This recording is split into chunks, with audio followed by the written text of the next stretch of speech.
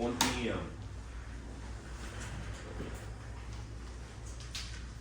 Roll call, please. Howard Haggard, Present. Brian Jordan is absent. Todd McDaniel, Here. Chad Sargent, Here. Brenda Walters, Here. Owen is present. Recognition of guests. We want to thank everyone for being here. We've got a pretty full room, so thank you guys for coming. Remind everyone to sign in. Silence the phones, please. So we're gonna have a pledge to the flag if we can do that.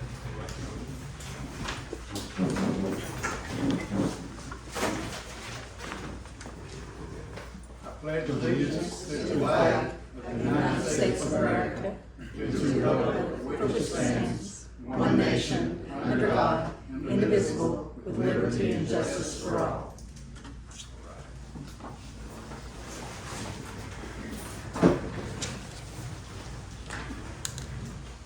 You guys are gonna have an opening prayer.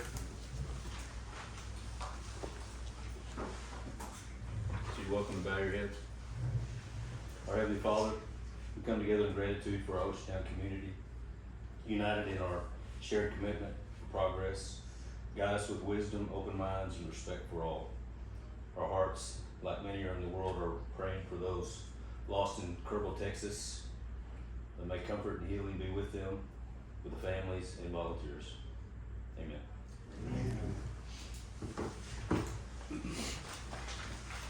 All right, number 4, public comment. Do we have any public comments today? We don't have any?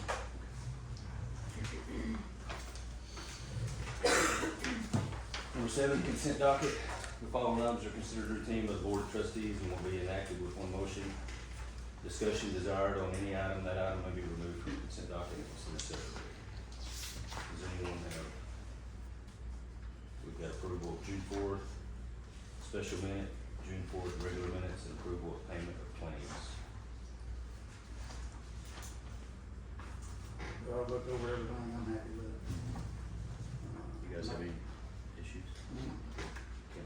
I'll make a motion to, accept the consent docket. As presented. Roll call vote, please. Howard Haggard, Yes. Brian Jordan absent. Todd McDaniel, Yes. Chad Sargent, Yes. Brenda Walters, Yes. motion carries.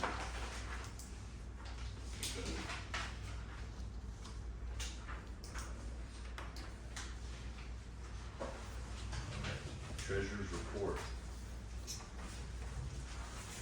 Thank you, sir.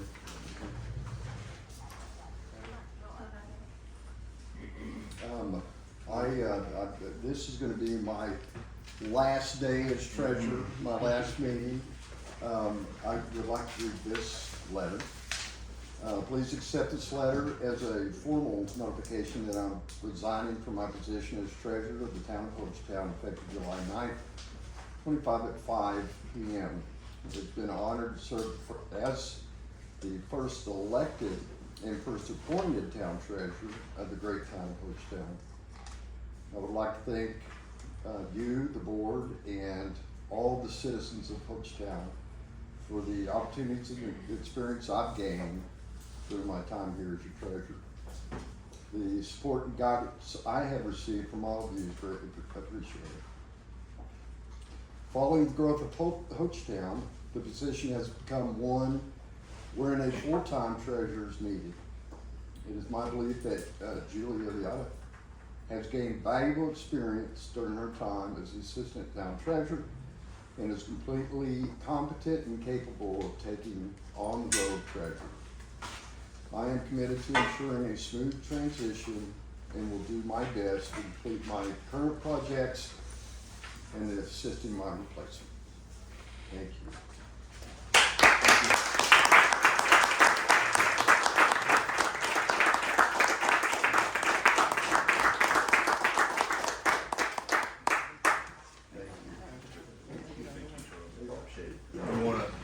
Couldn't do this before, I'm gonna try to get through this one. Charles Ward. heartfelt appreciation, the town of Hochatown honors its first elected treasurer, who faithfully served from November 2022 to July 2025, helping lay a strong foundation of trust, transparency, and financial stewardship for our growing community.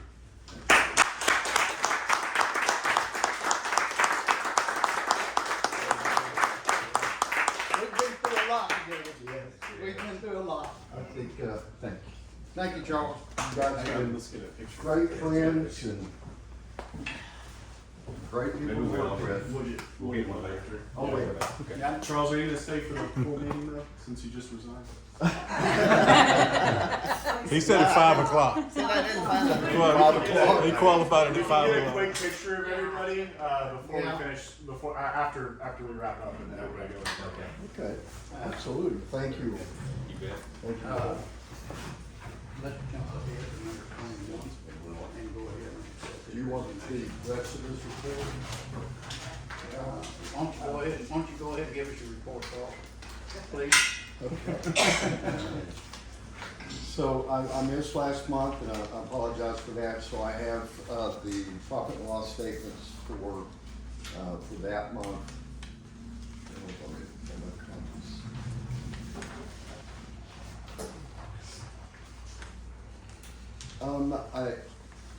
If you look at the comparison, which is the first profit and loss sheet you have, you'll see that we're down about 17% in our income, right? I'm not sure the reason for that, but our sales tax or lodging tax last year $313,000. This year, this month, only $160,000. So be aware of that. I think there's probably got to be maybe some follow-up on that. We did have some big expenses, but in the end, we did have a net income this month of $106,297.01. Is that May or June? May? That's May. And then that second sheet is profit and loss that has a breakdown of the different departments. Don't be alarmed by the negative amounts in the department's bottom line, because that is just how much they've spent out of their budget. The budget doesn't reflect the budget amount that we have given those departments. Okay. So we bought some equipment, and although it looks like the income is down a little bit, we definitely have those assets still that are a credit to us. And Charles, not to interrupt you, but to explain some of the rest, probably this was based on the old budget before Adam moved money around and didn't get corrected to you, and that's probably what the stuff is showing with. Yes, exactly. We took, what, $1.5 million, or $1 million? We're not showing. Out of streets, I think, and put it somewhere else, anyway. I'm not showing in this the balance left in the budget, after this is spent. Okay. So, but yes, it's not really reflecting the budget amount that they have. It's just reflecting the expenses they've had for the month of May. Okay.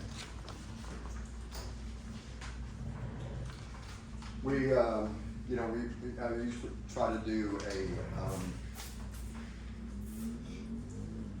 just a balance sheet, but it's got a little complicated with all the assets that we have now. So I think we need probably some help with setting that up. But definitely we have the amount in our bank. That's one asset, and then when we're talking about the vehicles that we've got, that's going to be the rest of the assets or other assets.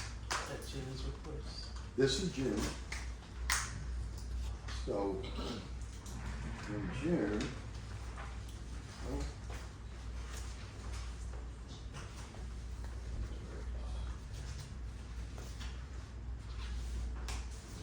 Sorry. So in June, again, we're down 22% really from like this time last year.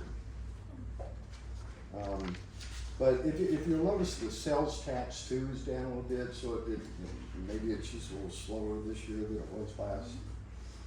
I don't know. Charles, but do you just- think any of that was because people were getting caught up on lodging tax last year? So it was for multiple months that were getting submitted, Yeah. and That's it's a good now, point. That's- yeah, because we were absolutely. doing so much back collections this time Yeah. last year. That would be, based on my knowledge, what it probably is attributable Yeah. to, but we could get an analysis of Yeah. that for the, Yes, absolutely. More I than agree. That's a good point. I bet that's Right, probably. right. Well, and in general too, thinking along the lines that this may be exactly what you said. May reporting is for April's rentals, and June reporting is for May's rentals, and April's was significantly slow, and as was May, and so. We can look at it across the county deposits as well and see if that margin is the same, and look at it over the quarter and the 6 months. And Last year, yeah. so we'll, year over year, we'll see if that balance works. Also, the eclipse was last year in April, so we definitely had a full house of those. Right. I feel like most of Hochatown has been up this year. That's why I'm curious on doing this, because that's what I've noticed even with cabin rentals. So the county lodging is up. Yes. So we should be following that trend. So I'll analyze it across the last 6 months and just see what we did 6 months over 6 months. And if there's a loss there, then I'll report it to you and we'll get to work on it. Okay. Charles, you said we were down 22% this month. Right. That's in total income. We're actually up 22%. It's, Is that, am I looking at this wrong? It's down from last year, and Charles has done 12 months. right, that, I think if you'll notice, the lodging tax, we are up at 39%, in June, so, We're actually up. yeah, that's good. We're up 22%, right? Not down to, not Up to- down. You're right. We're up 22%. Okay. Which probably cuts that previous month in half. Right. Yeah. So that's a little bit Oh, yeah. better situation. That's what we wanted to hear. Yeah. But we do I knew have, that had to be. I mean, I think this is the first month that we had, just a negative cash flow. But again, we did buy some, a lot of equipment. Fire engines. Well, $365,000. Yes, right. So, and again, that second, profit and loss sheet is the comparison, or I'm sorry, the different departments, that first one, different departments and what they spent.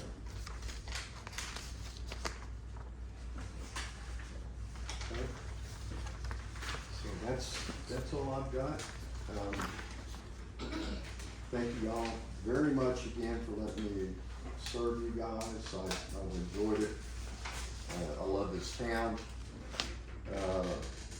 And I love numbers. So, that when Diane one time, a couple years ago said you need to run for treasurer, I thought, oh my God, yes, that sounds like a perfect fit for me. But anyway, it has been a handful, as time goes on. So a full-time position is definitely needed. And I have all the faith and confidence in the world with our assistant treasurer. And I think she'll make an excellent treasurer full-time. Thank you. Well, thank you, Charles. Thank you again, Charles.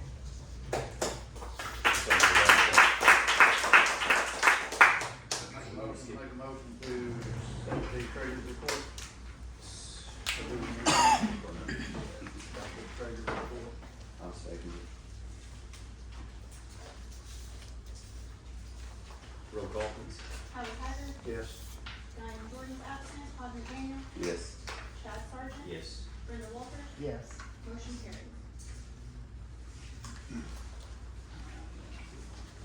We're gonna go ahead and just, skip over the 21 guys and let's do 20. Discussion, consideration, possible action to accept the resignation of Charles Ward as treasurer for the town of Hochatown. With regret. I make a motion to accept his resignation. I second. Thank you again, Charles. Thank you. I didn't know you before we started this corporation, so it's been great to get to know you. Enjoy it. Roll call vote, please. Robert Haggard. Yes. Diane Jordan's absent. Todd McDaniel. Yes. Chad Sargent. Yes. Brenda Walters. Yes. Motion carries. 21, discussion and consideration, possible action. You wanna go ahead and just do this one too? Do we wanna go ahead and do the checking account as well? Yeah, let's go ahead and just do 21. Okay. Discussion, consideration, possible action to remove Charles World's signature authority from the town of Hochatown first banking checking account. I'll make that motion to remove Charles from signature authority. From the checking account. We need a second? I second.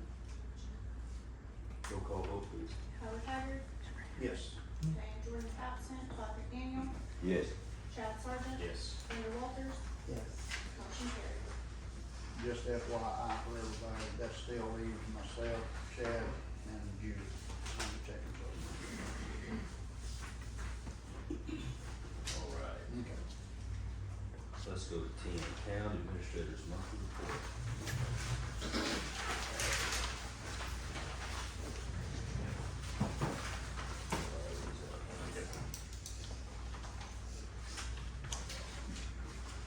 Sir.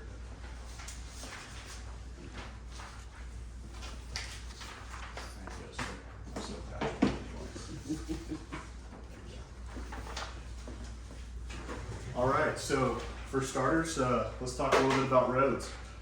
So on Monday, June 30th, we started construction on Mako Road. Shortly after, they started off doing all the ditches, the drainage work, all the dirt work. Shortly after, they laid an S3 asphalt base, and that was completed on July 2nd. And all that's left now is a 2-inch S4, which is your very fine material to give you a very smooth drivable surface to be laid.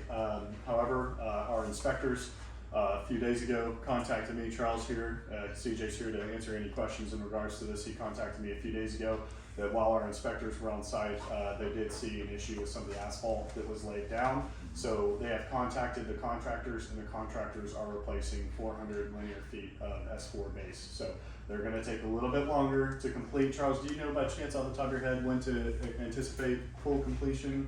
They were out there milling it today, so I would expect it to be done either this evening or tomorrow morning. Okay, and then we'll have a 100% completion on the job? or On all of the paving surfaces, yes, but we Okay. still need Clean to, up the ditches? yeah, we're recycling the material. The material we placed was S4, and there was just some problems with it. We're going to mill that up and utilize that recycled in lieu of the rock that we were gonna place on some driveways. So, there's Nothing some better use efficiencies for it. that we have, but tomorrow, yeah. Yeah, And okay. then we'll be doing some ditch work. Great. So a little bit about what happened was they waited for the asphalt to get a little bit too cold before they laid it. It needed to be laying about 290. They Yep. waited until it was 230 or less. So it kind of solidified and hardened up whenever they went to roll, and it started fracturing and alligatoring and coming up. So anyways, Choctaw Hills, it's currently out for bid. Actually, today was the pre-bid meeting. They were having it over there in the library as we started ours at 1 o'clock here. They were in the library, so any of the contractors that are interested in bidding on this project have to attend this meeting, otherwise you cannot bid on it. And they're actually out in Choctaw Hills subdivision right now, walking the project together with the engineers. And again, if you have any questions, I or CJ here can answer anything you've got on that. Moving forward, Camp Ranch Road, we had it graded multiple times this month. We had dust control applied. Charles and I, we came up with an idea of testing two different materials, two different chemical compounds for dust control solution here in our area. The first mile we did was magnesium chloride from 259 to Pine Hills Road where the water tower is. That's the first mile, so that's all magnesium chloride. And then the 1 mile from Pine Hills Road to Jordan Way is AEP, which is an asphalt emulsion. And so we wanted to test these two different chemical compounds to see what holds up better on our roads. And so far, we're very happy with the magnesium chloride. It's held up extremely well. And also a great thing about the magnesium chloride is that every time you blade it, or every time that we get a little bit of precipitation or rain, it actually opens up the pores in our dirt road and in the gravel. And so it helps it kind of rebind and come back together. And so we really like the magnesium chloride. It was also about half the cost as well. So it's looking like magnesium chloride is going to be our go-to chemical compound across our other gravel roads here in our community. What's the life on that? What do you think, 3 to 6 months? Yeah, it really depends on How we keep how it. often we reapply it. If we continuously use like a half application every 4 to 5 months, it's gonna do a really good job. If we let it just sit, it could be like it's a compounding effect if we continually utilize it. Okay. So we've had great success so far, lots of compliments on the dust control. We're looking at doing a opinion next for dust control. So miscellaneous road maintenance, throughout the month of June, we essentially had all of our gravel roads graded, just touched up, even if they didn't need it. We wanted to prepare for the increase in traffic volume that we're gonna get for the holiday season, so we used month as just an opportunity to touch base with everything. And with all the rain that we've been having too, it's been bringing up a lot of potholes, loosening up that material, so we just kind of touched everything from top to bottom. We hit Lost Cedar Trail with some gravel bays, got a lot of that stuff smoothed out, and that would be a good band-aid until we can actually get that road, that asphalt section, that first quarter mile. So what's interesting about Lost Cedar Trail is that first quarter mile is actually the only section of that that is a public road, and so the rest we like whenever it leaves from being an asphalt to a gravel surface, we can't, that's no longer a public road, so we can only assist in that area. So that's what we did. It'll be a nice band-aid till we can get eventually around to it and resurfacing that short little stint. And then we also had Rose Lane here, Cedar Creek Estates, Lucian Sorrel, Show, and the list goes on. We held a fire safety and fire life safety building code inspections meeting this morning at 9 o'clock here at Town Hall. We had the State Fire Marshal's office there, LP Gas Commission.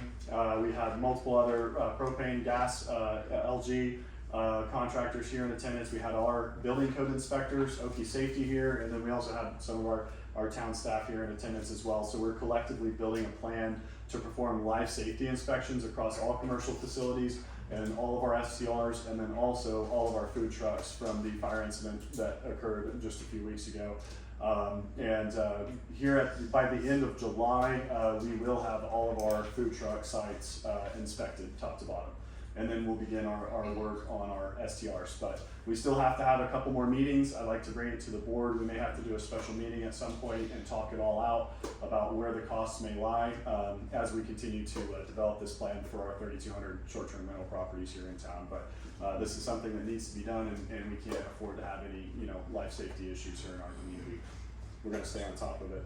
Attended fire department, police department interviews over the last several weeks. We're going to make another push for advertising for the police department positions that are open.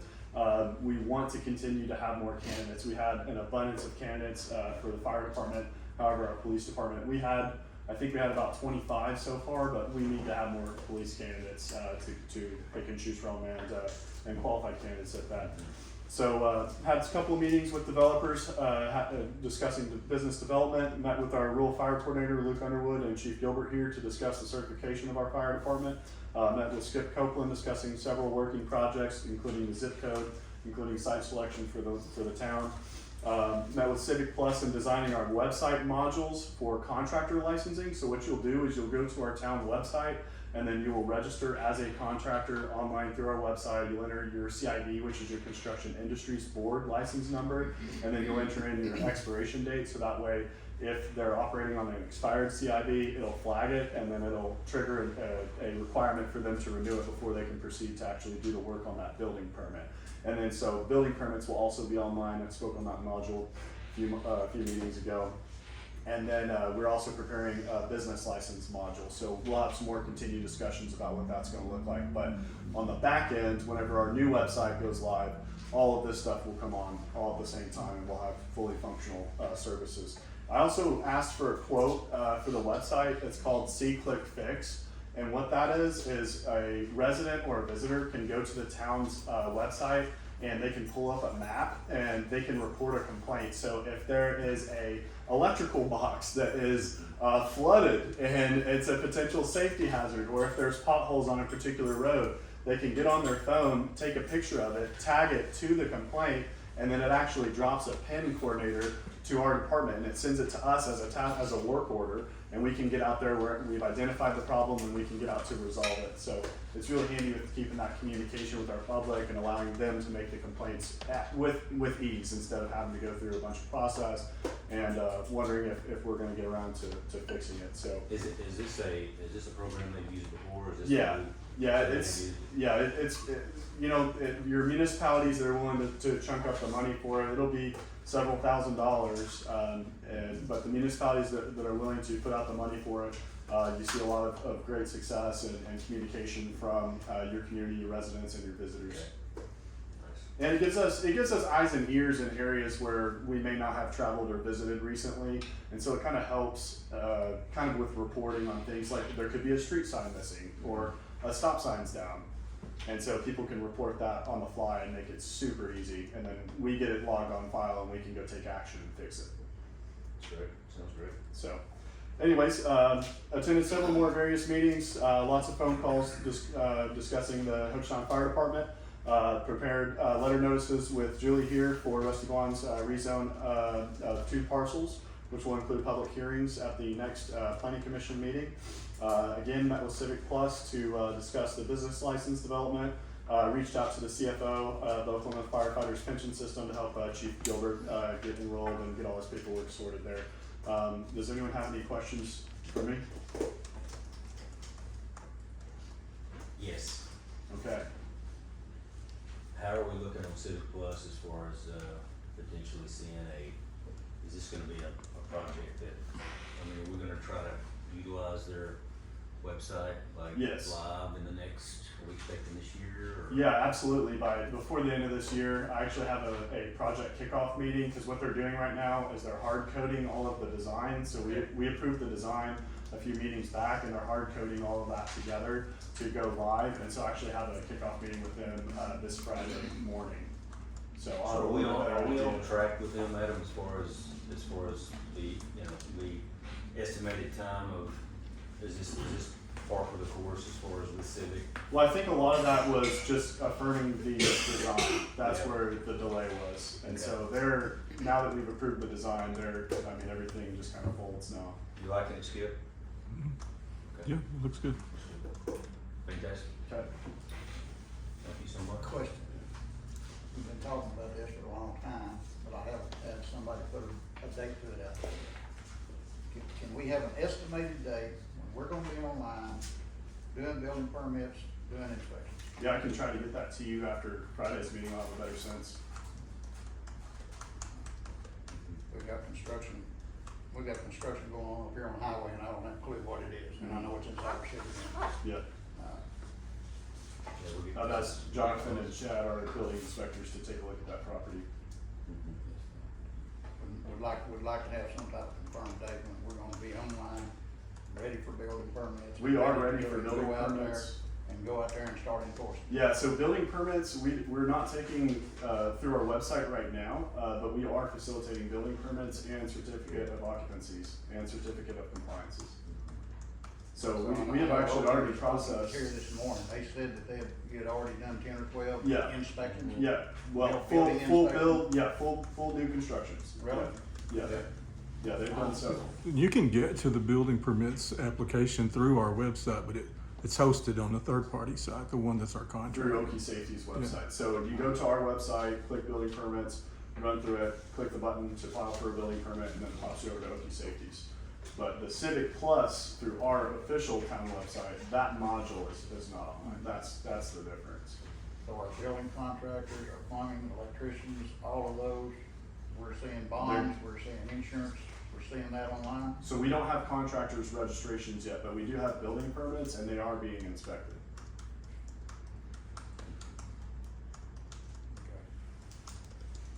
It's in progress. We're getting there. You're hoping, hopefully, potentially that could be all active and maybe by this early fall. Yeah.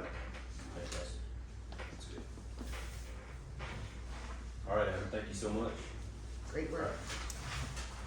You have any questions? I'd say great work. Oh, okay. Great work, Adam. All right, town department head reports. Let's do police chief first. Chris? Good afternoon. I'm gonna save y'all some of the boredom and just hit the high points. All right. Since we have a. There's a lot there. Lengthy agenda for y'all. As Adam mentioned, we've been conducting applicant interviews for the police department. Didn't quite get the applicant response we were hoping for. A lot of our applicants from out of state were not CLEAT certified, so we're reposting those positions in an effort to hopefully get CLEAT certified officers. Is that a necessity or is that something they can do after or is it? The state of Oklahoma actually allows us to hire them and put them to work without it. I think that's a huge liability and it's not something that I think the town should participate in. Okay. So,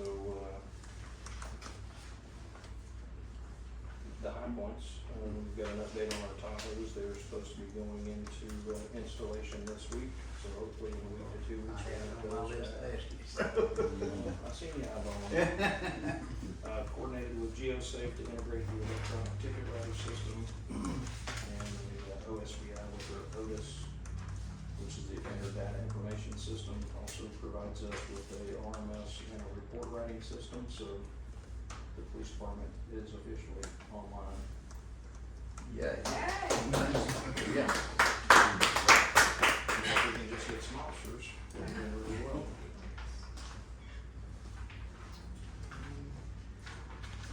Hochatown's been fairly quiet. We really snuck by on the 4th of July with all the fireworks and all the visitors that we had.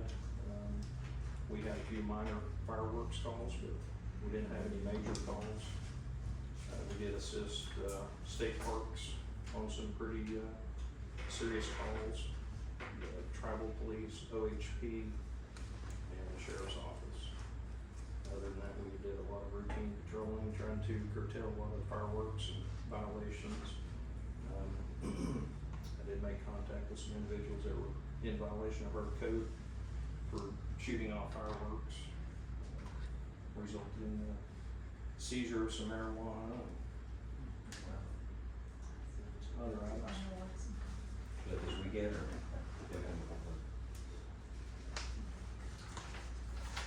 That's all I have for you. Well, your presence has been acknowledged by a lot of the community. I know people have noticed that, you know, you're moving and we've got, you know, we've got an active, you know, department, so it's just been good. I've heard a lot of great things. Seems like a pretty positive response, and a lot of them contact me when they see me out and stop me or wave me down, tell me they're happy to have us here, they're glad we're here. Sure, So absolutely. it's been pretty positive. I personally haven't had any negative contacts. No, just people have been excited that we're here. And I We look, started. the police department looks forward to working with our new court and our judge. Yep. Yes. We got a nice gown now. You're not totally leaving. Gown. Give him a silk gown, the white wig. You're gonna be present. He's just moving, changing chairs. That's right. The only other thing that I asked, like today, we have a lot of guests here, and we have vendors and contractors and stuff like that. Be mindful that Cody and my vehicle are emergency response vehicles. Please don't block us in, Yeah. in case we have to leave. Yeah. That's right. Thank you, Chris. Appreciate it. Quick question, Julie, I know we got personnel on. Did you get your town phone? You have to tell me your number? Well, Okay, good, we'll get it later, I just saw it on here. It's restricted. Oh, I'm not allowed, thank you very much. well, if we can get a screen protector before I use Okay. it officially. Good, I saw it on there, I thought I'd ask a question, good, glad you got it, Chris is hard. okay. Just rough on phones is, a bit. All right, let's go. Chief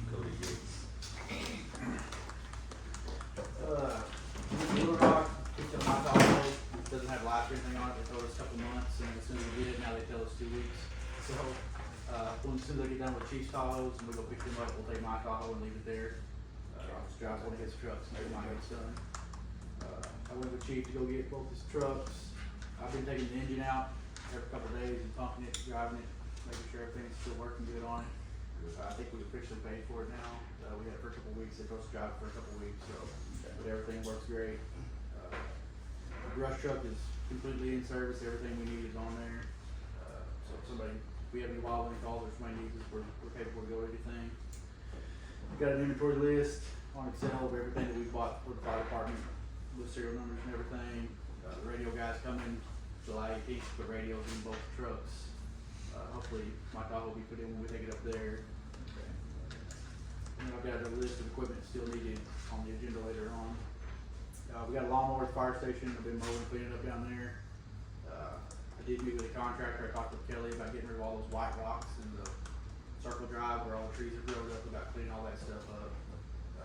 We're gonna get another quote from another contractor about, so we can kind of compare and see, but just to get that place cleaned up. It's about 2 hours of mowing and about 8 hours of weeding. With all the rocks and stuff everywhere, so. Welcome to Hochatown. Then we got gravel spread out front. I don't know if y'all seen that when you drove by. Yes. We had Keith and I put gravel down. Looks a lot better. I think we did 5 or 6 interviews. We had 4 candidates that I really liked. And, gonna contact them again. And hopefully go with a couple of those guys. I sat in on Chief's interviews. We did get the pension paperwork done. We just got a few more steps to take right at them to get that Good. done and rolling. Get yours straightened out. Yes. Basically, I helped Hochatown call me on a wreck in Mount Herman, and then also to go to the lodge for a lady stuck in the elevator. So we have been out doing some stuff, helping them when needed. Good. Fantastic. About it for me. Question for you there. Where do we stand? Are we still going to find telephone, get a repeater out? Oh, yes, I talked with Where do we him. set on that? Waiting to hear back from John, supposed to send us a contract on how it's gonna, they said to put it on Tingley Hill, Okay. but I've called twice this week and I haven't got a call back. We literally got him waiting, so hopefully we'll hear back from him by the end of the week and he'll let us know what we said on that, 'cause that's something we're gonna be up and running, so we can be up and running. Our association still got it radio frequency being used. Yeah, the county sub channel, Okay. that's never used, so, We're getting closer. yes, sir. All right. All right, thank you so much, Cody, we appreciate it. Sir. They work for me. All right, item number 12, discussion and consideration possible action regarding the selection between work order number 2500603 from Garber Engineering and task order number 2 from Craft and Toll for engineering services related to Camp Ranch improvements. Both proposals including services for development, performance-based construction, bidding services, construction phase services for the servicing of approximately 1 mile of Camp Ranch Road from 259 to Pine Hills. Adam, do you want to say anything on this item before they discuss? Yeah, I appreciate that. I don't know if everyone had a chance to see it, I sent it yesterday, just some guidance on this item. You guys probably remember this from new officer training, all of that stuff. Oklahoma Competitive Bidding Act governs construction projects. That does not apply here because they are not our construction manager or doing the construction, they're doing the consultant and the engineering. So that's governed by a different statute, which I spelled out in the email that I sent you guys. It is, let me tell you. Oh, actually, sorry, I actually brought it with me. I'll just look at my newspaper. That's gonna be in Title 61, specifically Section 61's got the definitions, and then the portion that dictates how we govern this is in Section 62 at J. And for political subdivisions, which is what municipalities are considered under this particular statute, you shall select, so it's not a may, you shall select the consultant based upon professional qualifications and technical experience of the consultant, and then the subdivisions to negotiate the contract with the highest qualified consultant, provided the fee can be negotiated as fair and reasonable. So this is not like the Competitive Bidding Act where you're almost tied to having to pick the lowest bid. Under this act with these types of services, you are not only permitted, but you are required to consider the highest technically qualified bidder, which sometimes can be the lowest bidder, and sometimes it's not. But yes, for purposes of determining this, you should not be driven by price, you should be driven by qualifications, which I think both of these entities were familiar with, but just wanted to make sure you guys didn't feel like you were limited to looking at price alone. However, other aspects can be considered as well, timelines, things along those lines. Oh, absolutely, absolutely. But this, because of the nature of the contract, that this is not a construction contract, but it is consulting and engineering. You're not limited to the lowest price, sort of situation. But yes, all of those other concerns and considerations are what you should take into account. And obviously price has something to do with it if you're looking at two equally qualified, and similar bids. But yes, you should be looking at all of those other considerations that impact the town, such as timelines and if they cover all the things we want covered and those sorts of things. Primary thing I wanted to make sure you knew was, this is not, price is not determinative. Thanks, Liz.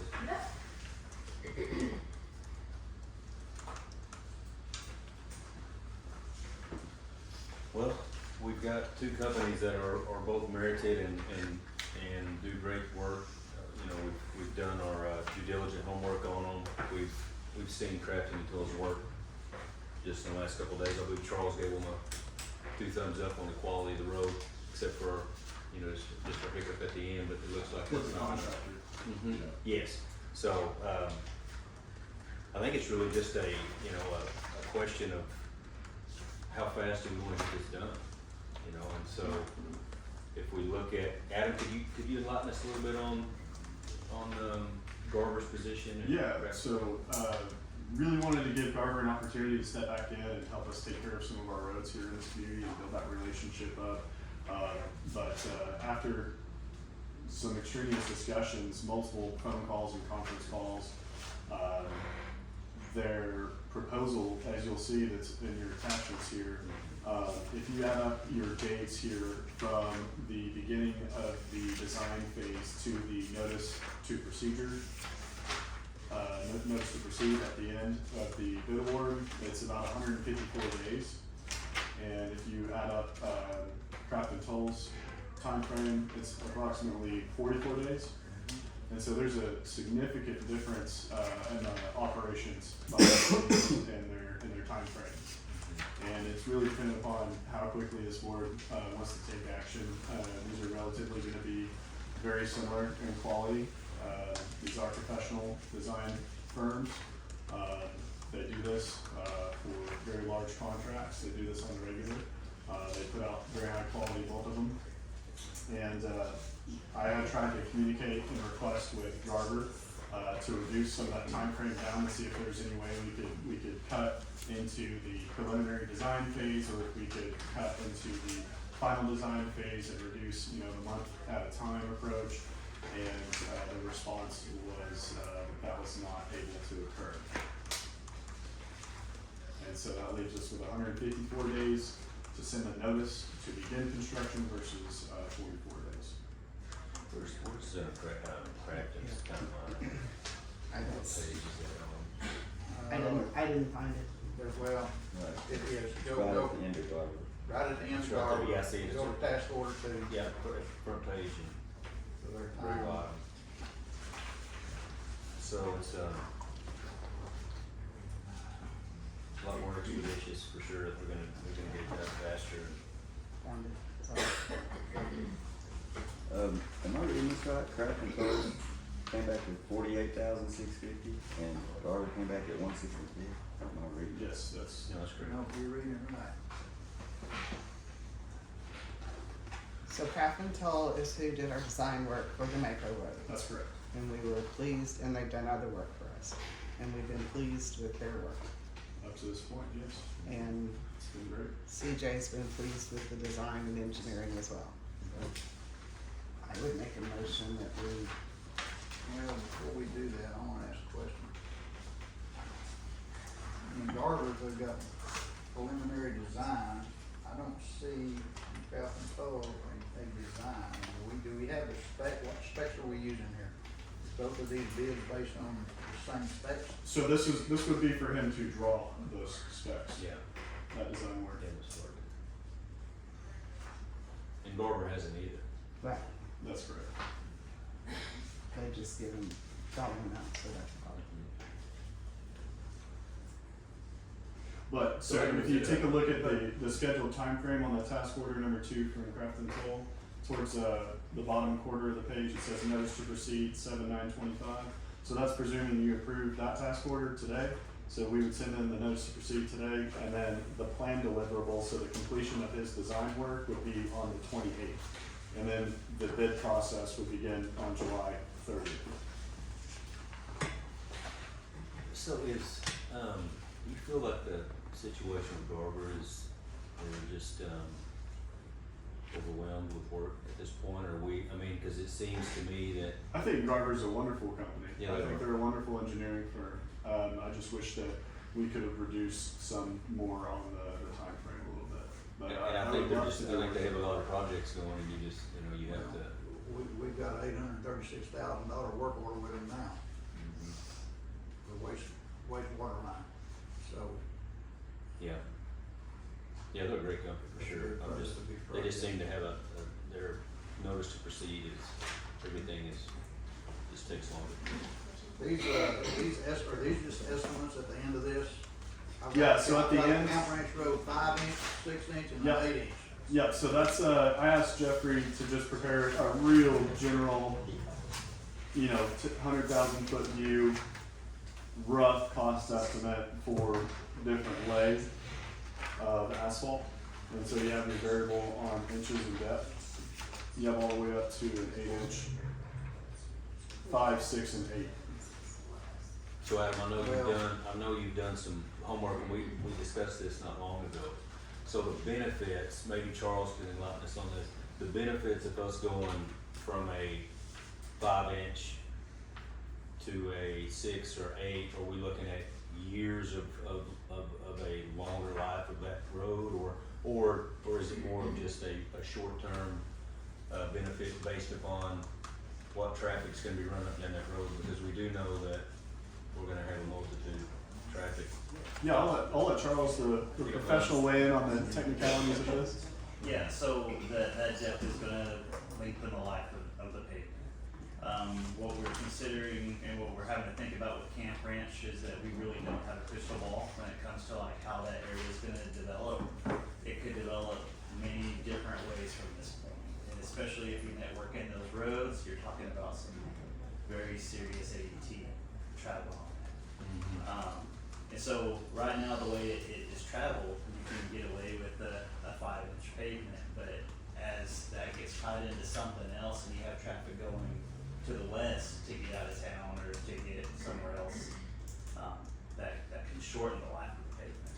So these numbers here were to be able to give us ideas of what we would be looking at in the event we decided, or you guys decided you're gonna tie in on the west side somewhere.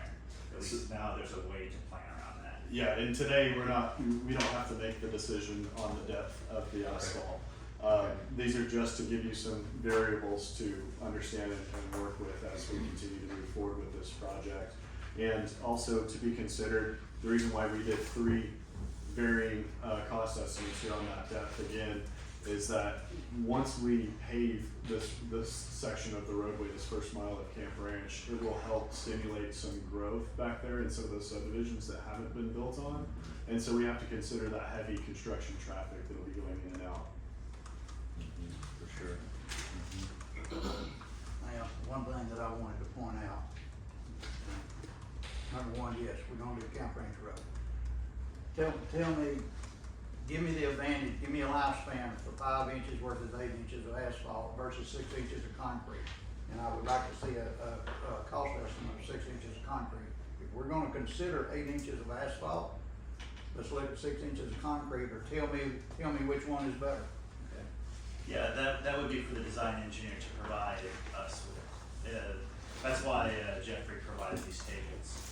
So we wanna make sure the design engineer provided that data so you guys can make a good decision. Yeah, if we wanted to do concrete, he would design around that as well. Okay. But I guess what I was wanting to also point out, you know, 5 inches of asphalt right now estimated 1,248,000. Last year, we appropriated 940,000 for it. So that cost right there has increased by over $500,000. So, what's it gonna increase another, if we delay another 6 months? So in that, These prices just continue crawling every day. yeah, in that cost, estimate here, there's a 20% contingency built in, just in case there's variable costs. So it's 20% over what the anticipated cost is of 1.04 million, just in case there is fluctuation in the market. Which there is. Many times.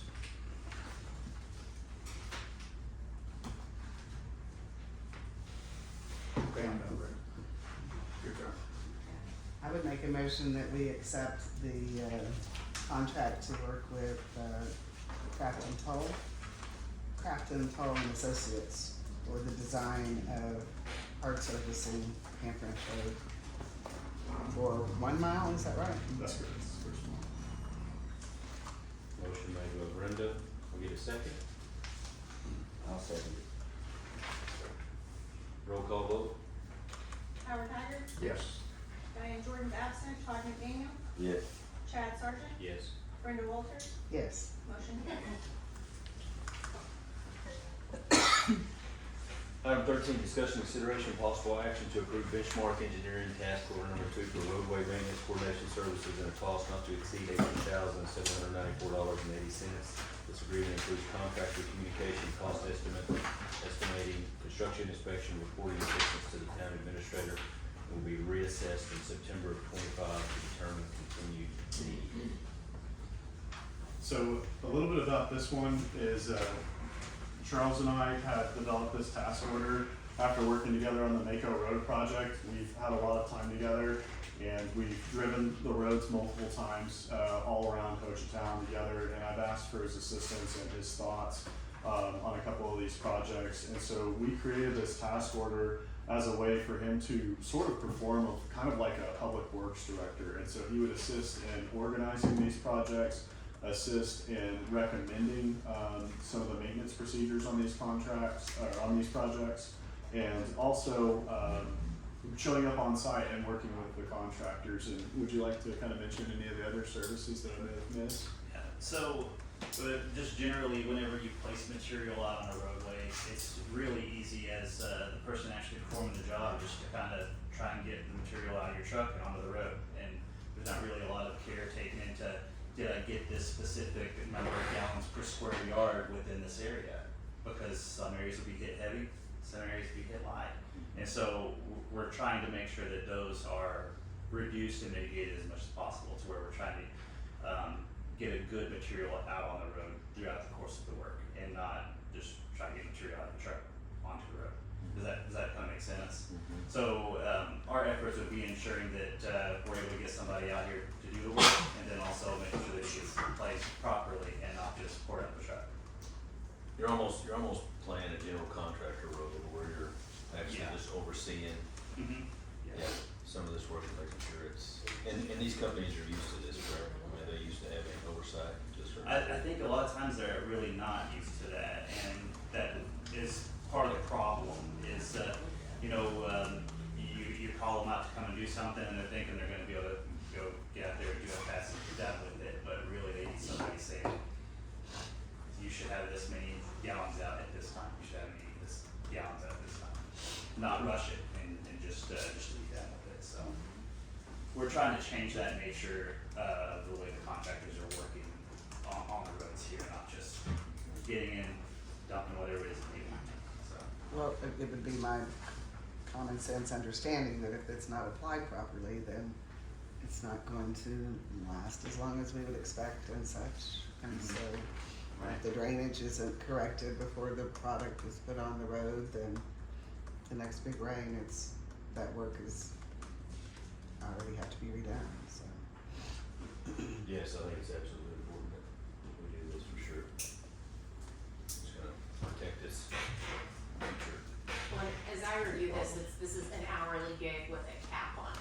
it's not all used, the funds would go back and then you Yeah. guys will reassess in 6 months or by September. So, from a cost perspective, you've got some control over it. Well, you said hourly. Oh, there it is. Their There it is, rates there it is, are there on it is. page I see two. it now, I see it now. It's not an ongoing sort of thing, it's meant to be, if you're not getting what you like out of it in 3 months, we don't have to continue it. So, if there's an end You to said, it. you said 3 months, is this 3 months or 2 months? It just says September. Yes. Is that the first of Right, September, yeah. end of September? It'd be reassessed in September, so. September 1 or September 30th? I'll say it again. As I'm Yes. reading it, it's about roughly 2 months. Okay, so it was meant to be the end of September, starting to do it in October, it'd be a quarterly type of events. So we could put this back on the agenda at your October meeting after they completed September, all the way through September is what I would suggest if you decide to continue. And is this,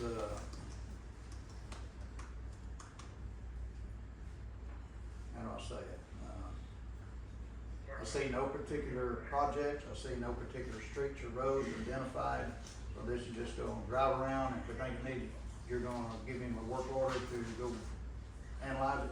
So this will be for him to help me develop our projects list and organize it, getting cost estimates, showing up out on the job, him and I meeting out on the site together, looking at how we're gonna fix this, getting the cost estimates from the contractors, finding the contractors to do the work, and then him showing up on the job site to make sure that the work is done. As needed. Yeah, so it's administrative and it's field work at the same time, so it's kind of like what a public works director would do.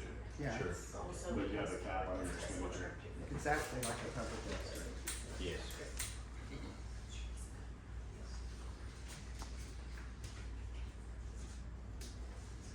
Well, I think it's a great idea, I think it's something that we need, for sure. And so, can we get a motion? I would make a motion to approve the contract with Benchmark Construction Services. I'll second.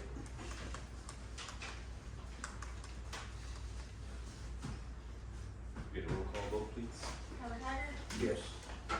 Brian Jordan is absent, Todd McDaniel, Yes. Chad Sargent, Yes. Brandon Walters. Yes. Motion carried. Alright, item number 14, discussion, consideration, possible action to approve a quote from C3 Construction in the amount of $47,274.64 to backfill and correct a significant public safety hazard as a drainage bridge located along Pine Hill Road, approximately 250 feet west of the intersection of Timber Hills Lane and Pine Hills Road. So for this one, this is a drainage structure that's, it's about 350 feet west, Pine Hills, and Timber Hills, intersection. And what's happening here is, over the last couple of months, we're seeing continuous erosion, and if this isn't addressed sufficiently, it'll eventually, take out the road. So this task order contains an assessment to come in and be able to install 2 additional 10 horns to increase the volume capacity of water that it can take, and then also to install concrete and riprap material to help prevent erosion at the site. And then they would resurface the top side of the road as well. I have actually a presentation on this if you guys want to see some of the pictures.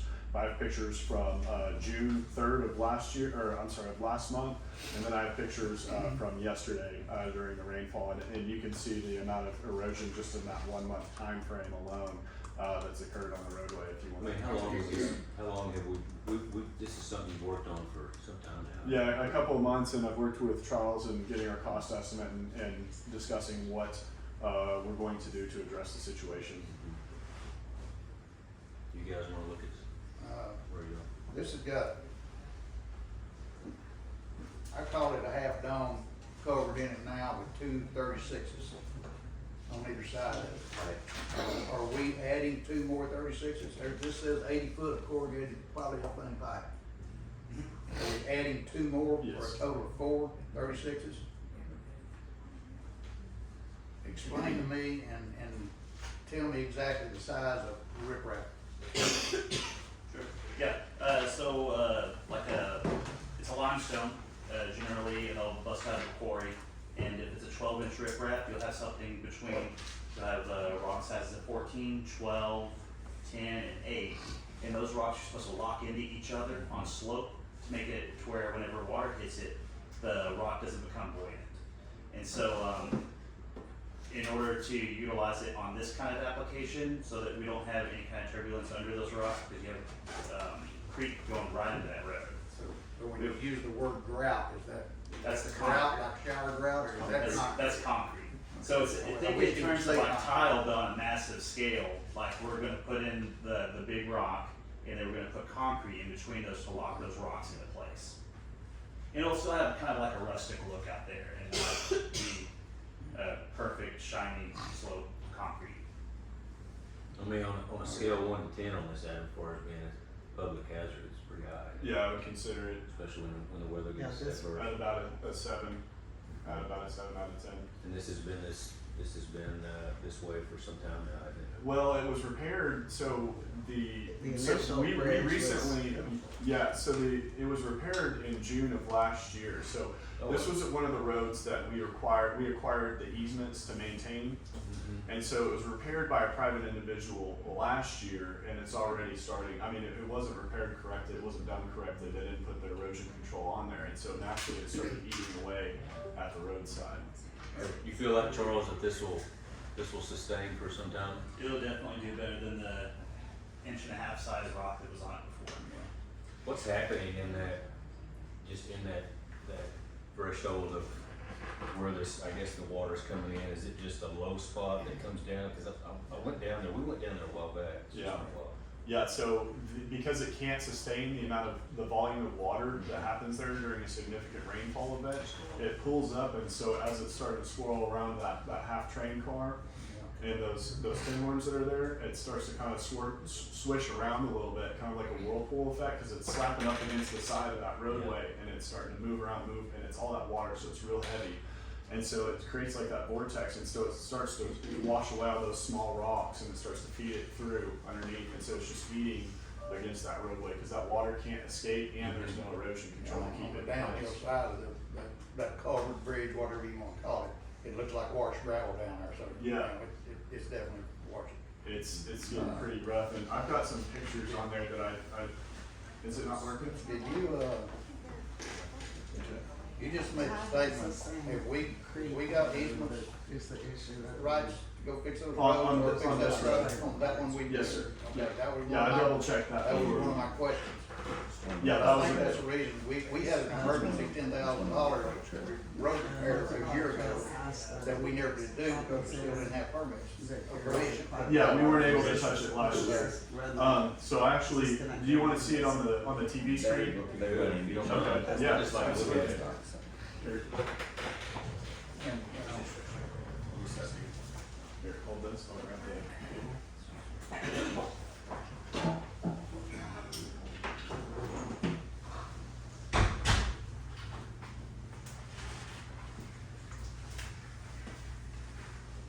On the other side.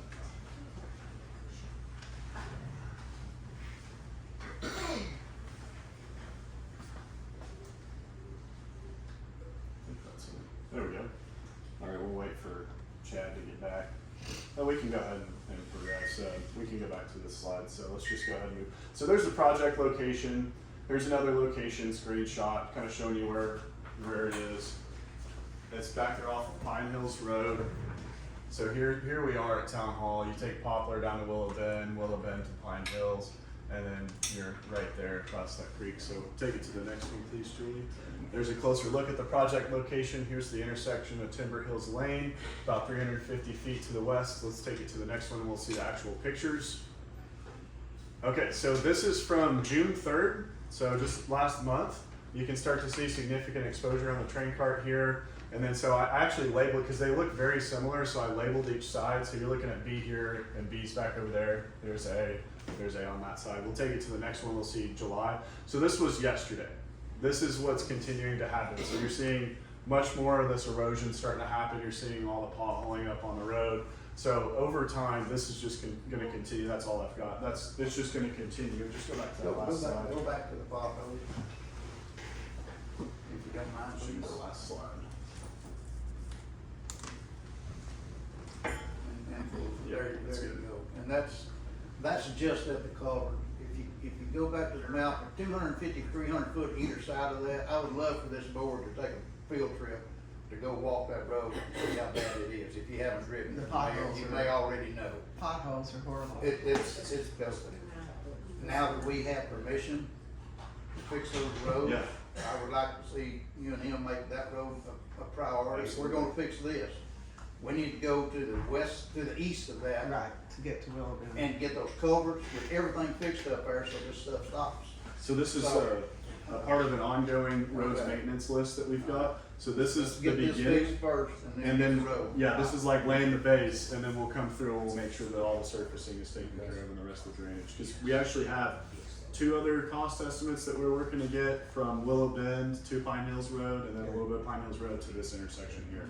So all that surfacing, and those all came under within my road expenditure limit, so I don't have to take it to the board, I can just jump on it and we can get it taken care of with the contractor. But this exceeded my spending limit, and so it needed to go before you guys, and for you guys to make a decision. You had 50,000. Are you good on that? Do you want me to go back through any of these slides for you? Just showing the project location, we've gone out there and driven it several times. And that was June, and then this was, yesterday. Yeah, it's a hazard for sure. Yeah. So, anyways, that's all I've got for this one. Just wanted to give you guys some visual representation of what we're looking at here. Thank you. Thanks, Adam.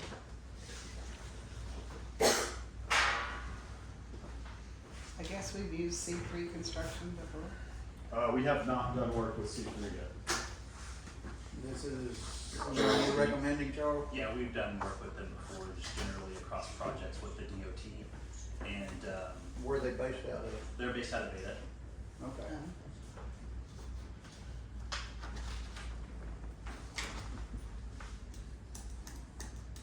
Well, I think we've had enough discussion, I think it needs to be Well, done. if it doesn't work, we're coming back on your butt. Okay. Anyway, I would Charles, expect any so other way. I agree, the repairs need to be made, and they've been done, doing for a long time. But as long as this is the first of it, and we continue trying to get this road fixed on each side of it. So, All right, somebody wanna make a motion? I'll make the motion to contract with C3 Construction to do the road repairs on Pine Hill Road. I'll second. Roll call vote, please. Howard Haggard, yes. Diane Jordan's absent, Todd McDaniel, Yes. Chad Sargent, Yes. Brenda Walters, Yes. motion carries.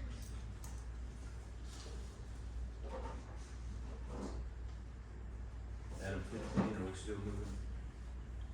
Adam, on 15? It's no longer needed. Okay.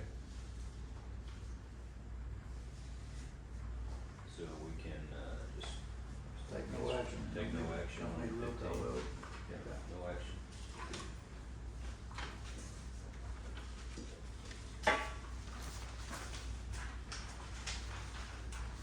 Discussion, consideration, and possible action, entering into a service agreement with Johnson and Associates LLC for engineering and planning services.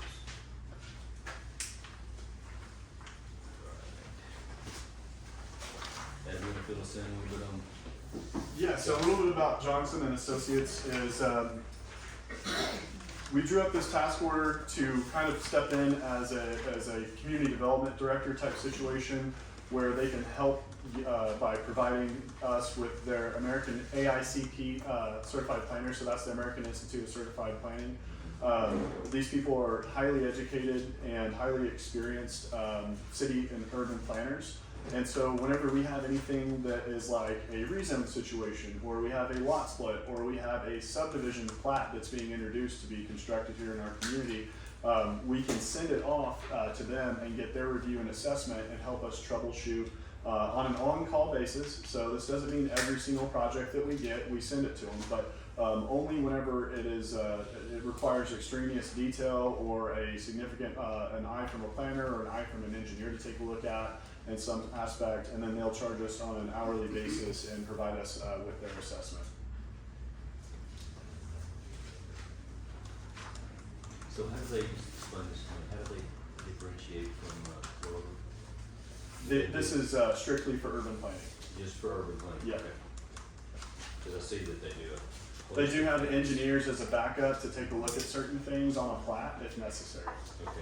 That's why there's an engineer on the list, but primarily we'll be dealing with their planners.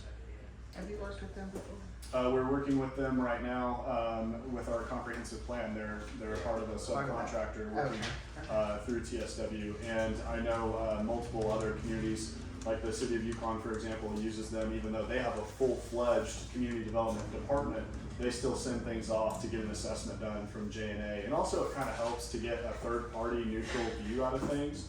So that way it can help provide multiple different ways of possible resolution. And it also takes the heat off of sometimes planning commission members or board members or staff for having an assessment that someone may not particularly like, but unfortunately that's what the overall goals and objectives are for the community. So they help provide multiple outlets and opportunities to resolve very complicated situations in planning. And I would add, like I did similarly, I looked at this contract before Adam sent it to me. This is an hourly agreement, so it'd be kind of the planning commission needs some advice on X or that sort of thing. They're not just gonna be sitting over there billing Racking up the bill. unless we ask them to do so. Yeah, so We have control over it. Yeah, so it would be up to us to engage them. So if it's a run-of-the-mill rezone or if it's run-of-the-mill plat or a lot split, then it's not something that we would need them for. But if there are complications that are involved with the situation, then we can send it off to them to get a professional assessment done and provide us with multiple different ways on how we can resolve the issue. Fantastic. If we ever use them, does it come before this board and make a decision to go do it? Or Yeah. is that up to you? Well, actually, I think Liz should be able to tell me in the contract there. But what I will say is that their recommendations that they make, that the planning commission and the board also do not have to abide by their recommendations. Again, it's just an assessment and they're providing us with information. What I'm asking It's is, who engages them. who engages them? Yeah, that would have to be clarified in the contract, and I think Liz is looking at it right now. So, we engage them with board approval, or we engage them with your approval? I would ask that it would be through my inquiry or through my approval. That would be my thoughts Yeah. with any other contract. So that way it doesn't have to wait to go before the board. It's, hey, we got this application in, it's pretty complicated, we could use an assessment by a certified planner. And then they can get us that assessment, and then I can have it prepared for the planning commission at the next meeting instead of waiting on the next, special board meeting or another regularly scheduled board meeting. Somebody's keeping up with that budget. Absolutely. Yeah, you can, There's only so much money in the budget. absolutely. Not. Well, I think it's a great addition for us to just to use and utilize them as a need basis, so I would like to make a motion that we enter into a service agreement with Johnson Associates LLC for engineering and planning services. I'll second. Roll call vote. Howard Haggard, Yes. Diane Jordan's absent, Todd McDaniel, Yes. Chad Sargent, Yes. Brenda Walters, Yes. motion carries.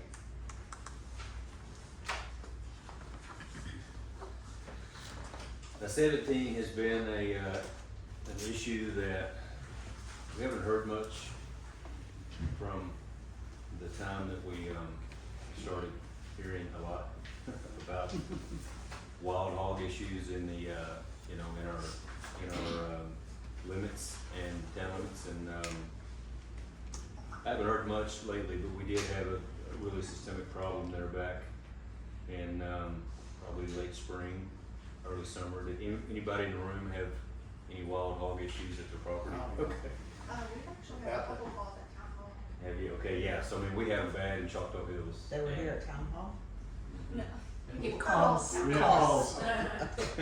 Like, okay, showing up.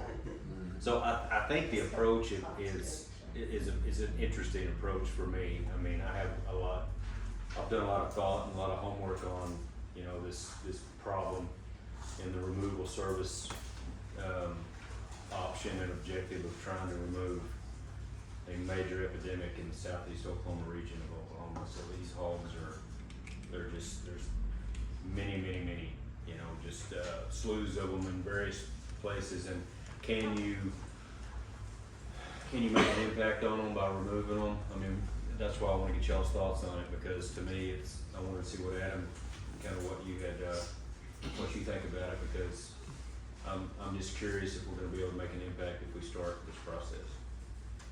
So, whenever I got here, I never thought that we'd be reviewing contracts for hog removal at the town level. Yeah, no. It's wild, but we have had a lot of reports. I've seen even posts on Facebook about it. We've gotten calls here at town hall. I've gotten personal calls on my town phone as well, complaints. I think Howard's had issues with it, Brenda's had issues with it, a multitude of other people that we know have been affected by it. And just as recent as on the 7th, you know, just a few days ago, I got a call, hey, I was hit by hogs again last night. Front yard's destroyed. So it is a very interesting situation that we're in, and I think that the 6-month contract here, we did meet with 2 different organizations. We met with USDA at the state level, and then we also met with the Little River Conservation District. And I'm not sure if, is Jerry? Yep, I'm Hey, sir. There he is. Yes.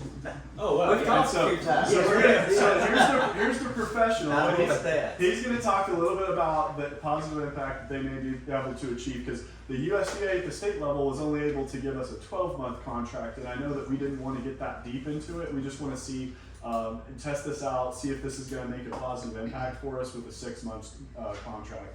USDA wasn't able to do that for us, and the Little River Conservation District was able to provide that to us. And like I said, Jerry, earlier, I'm curious on what the Yes, sir. statement I made earlier. Sure. Is this a situation where you feel like we can have a positive impact for the community versus spinning our wheels? Sure, yes, sir, yep. I guess let me start again, thank you all for the board letting me talk to you guys, I'll make it quick.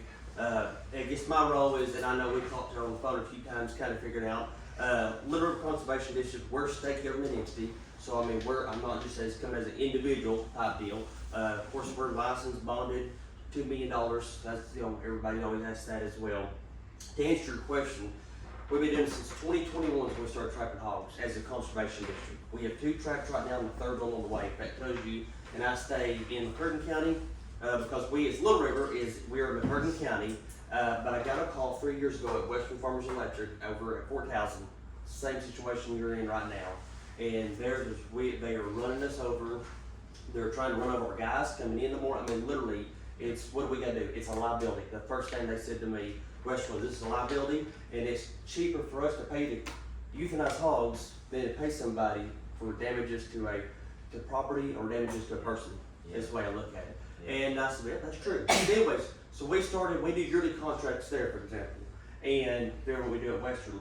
We have a trap that stays here year round, and that's what things going here, that'd be the same thing for here at Hochatown. We'd have a trap that would stay, you know, year round, designated to where whoever we decide to call or have we do that trap will go to that location to trap those hogs.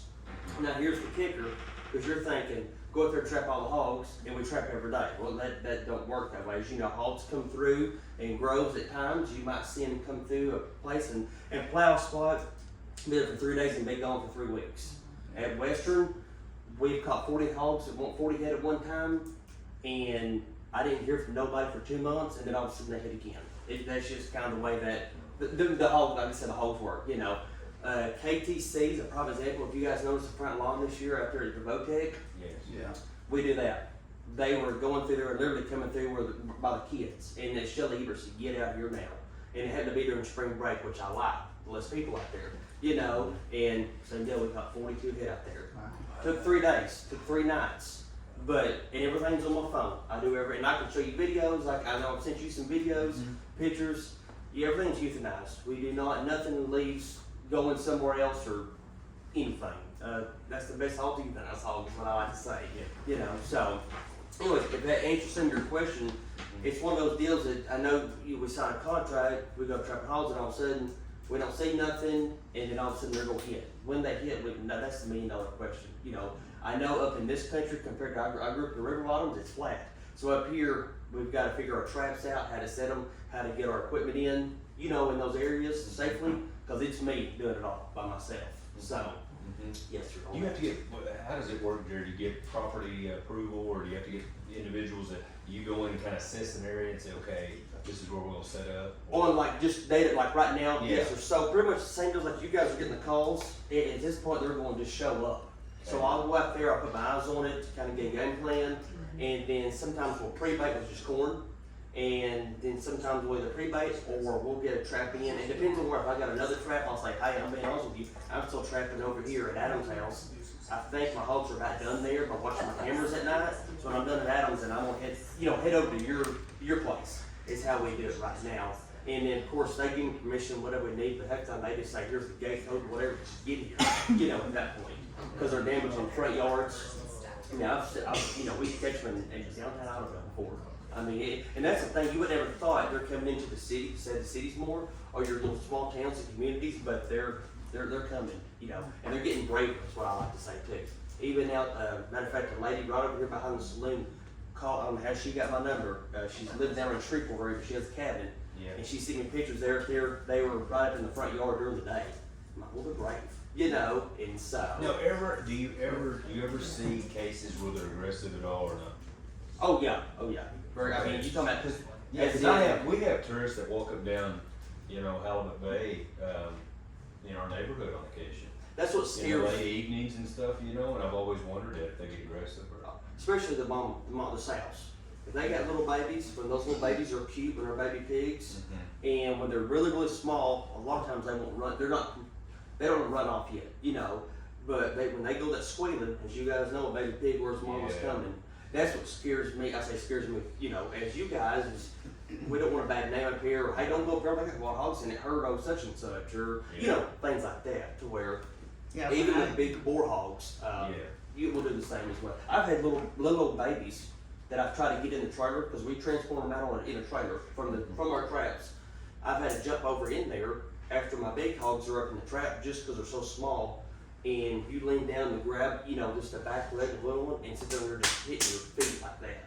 I mean, so they're born and bred to do damage. Yes, sir. Yeah, when they showed up in Forest Service right behind my house, and we saw a sow and Last year, baby 2 years pigs. ago, I can't remember. Last year. Last year, yeah. And they were wandering, and so we put up a game camera, but I'm outside on my deck, and I've got my 90-pound Aussie. Well, here's something in the woods, and he goes piling off the deck, and then I hear that mama holler, and then I went screaming and clapping to get him back up, and then caught it. And so Jared came out and put out corn, and I put a camera out also, and same deal. I mean, and you don't. I mean, it's a hog deal, and I never saw another hog at that spot. But it sounded like there was a group of them just kind of circling up they there. moved. They might be the same group. They kind of go. Yeah. Are we infested with them in Southeast Oklahoma? Very much so. I mean, been doing this, like I said, for, you know, the time thing, and I bet and a good friend of mine, he don't do trapping like we do, he just does it for his properties. He lives down by Tom. He's caught over 1,000 head down in his place in the last 5 years. If you do, so a hog, and this is any hog, is 3 months, 3 weeks, or 3 days, and they have 9 to 12 babies at a time. So you do the math, every 3 months and 3 weeks and 3 days, they're having a set of babies. And a little old baby pig can be 4 or 5 months old, and we can reproduce to have babies at that point. So I've always wanted to do a study to catch a hog, like they do, like ODWC does on deer, trap them, put a collar on them, and trap them, and you kind of see, you know, just how fast and how much. Just kind of give you the idea. Yeah. So you'll never stop them. You might have to slow them down, and that's the whole point of trapping. And I mean, you know, they're trying to put out different baits that's not harmful to other livestock, not harmful to humans, but it will help with the, you know, the hog deal as well. So, because that's they're just they're everywhere. Yeah. So this is We've got a lot of property up north that we see that we need your property. Yeah, you see them, they're definitely there. So this is you mentioned a 6 month contract. We need to interlineate that in there. We were emailing about that yesterday, so we just need to write probably there. So So am I getting this right, this is gonna be a 6 months contract for $12,000? Yes, sir, from the start of whenever we signed, $12,000 a month, from whenever we. and you're only gonna put one trap out Yeah, we'll have one truck designated for this area. for this And area. so, and something I have to worry about in this areas, I mean, is people, I have signs on traps, but you're talking people, these traps cost 15,000, is what these traps cost, to kind of give you an idea, the one that we use. And so, we have to come in, I'll have to bring it in on a side by side, unload off a big trailer, bring it in, set it up by hand, set everything that goes off my phone. And then, so when it triggers at night or day, I set it off my phone, and then that's whenever we drop the gates on them. And then come in, load them out, and then that's the deal. I have to get permits through ODAF, Department of Ag. So I have to get permits to transport them out to go euthanize them. Start to say, I thought at one time it would be legal to transport live hogs. It is unless you have a permit through Okay. ODAF, yeah, yeah. What you always hear about is guys just transporting hogs across state lines, Yeah. it's illegal. Yeah. To transport without permits, it's illegal as well. Illegal. So, yeah. And then you would move that, pin to wherever it needs It's to the be. who, yeah. Yeah. So whenever we get them trapped in there, I'll pick that pin up, cause I don't want it to walk, I don't want something to be, damages or someone for messing with it. So, and then however we decide who calls me or says, hey, they're in this area, we'll move the trap to that location, so. And you charge us based upon each catch. We did 2 ways, and that's what me and Adam talked to me and you, like if you as an individual live there in town, if you want, we can bring it out and set it up. Every time we set it up, there's a fee for every time we set it up, and every hog that we euthanize and catch, there's also a fee on that. At first, Western farmers wanted to do that, and they said, forget it, we just need you on call, and we're gonna pay you a flat fee and we did the yearly deal with them. And so whenever Adam reached out to me, when I talked to you, I got thinking, that might be a lot easier, and a lot more than me sitting there, kind of like Senior is sitting there just charging you every time I get a call to come up here, cause it exceeds 12,000, I'm feeling pretty quick, Yeah. on What are you something like thinking, that. Adam? I think it's worth a shot. So right now you'd be paying a flat fee of 2,000 for 6 months. That's correct. And then you could evaluate it at 6 months and see, cause you probably keep data on how many you catch. I have to turn those numbers into the State Department, of how many we caught, where they come from, because I can get audited as well with that. And so, and that's good for you guys on things down the road. If hogs are tearing up places, there's always government money up there where it could be, we're helping out to, the hog, the feral swine deal, to help with, front yards or something like that of your areas and stuff, But yes, the contract will be, whenever we talk about, whatever our sign date is to our 6 months will be the end date, and then that'll be, January, whatever, and then we can come back as a board or whoever and renegotiate if we wanna do this, 6 more or a year, or whatever we decide to do now. You want me to show you the pictures? Oh, you hadn't spoken up, so I didn't know you had all the problems. Right after this came up, within 3 days, I had 11 on my game count. So y'all have some. And they do, they come in wrong. I killed, Yeah, they're gonna say I they killed kill. 5 on my property, 5 or 6 on my property, and I've owned it for 25 years, we've been there full time, 13, 14, I've killed 5 or 6. But they come and go, I'll see 3 or 4 in 5 or 6 nights, Yes, sir. and then you won't see them again for 6 months. Yep, that's exactly right. And because they're roaming. But yeah, Craig Strange, he lives next to me, and he backs up to the National Forest. He has pictures on his gang count of over 30 of them. Oh, that's it, yes. There. So yeah, anywhere you back up a national forest around here, her place, Helen Hardin, she had them in her backyard just the other day. Yeah. See, So you're welcome to put the trap up the back of my property, and it backs up to Choctaw right now. there you go. When Anyway, would you yeah. propose you begin this? Cause I think if we plug in the completion date and the start date, that's gonna get you your 6 months. on here. Could we do it to start the day the trap goes up, instead of signing it today? How long it's gonna take you to get a trap set up? It just, we We could find a do it. setup. Well, we would sign it today, but we can plug in the start date on it. Okay. So if he wants to tell us how much time he needs, we can plug that in. Well, Okay. again, that would be for him to determine, Adam to determine where do you put it first. Okay. That's the deal. I mean, that's what, to set the trap up, it don't take Yeah. 2 hours to set a trap up myself. It's just like you said, it's where they at and Where's the- get up there to it, so. And then I've gotta kind of figure out some of these roads where I can get a bigger truck program to unload. And that's where, like the police chief, of course, he'll have my name and number, but if you're gonna start getting calls, hey, there's a guy up here, you know, with a gun in his hand or something like that, you know what I'm saying? I mean, cause always, you know, you're dealing with calls.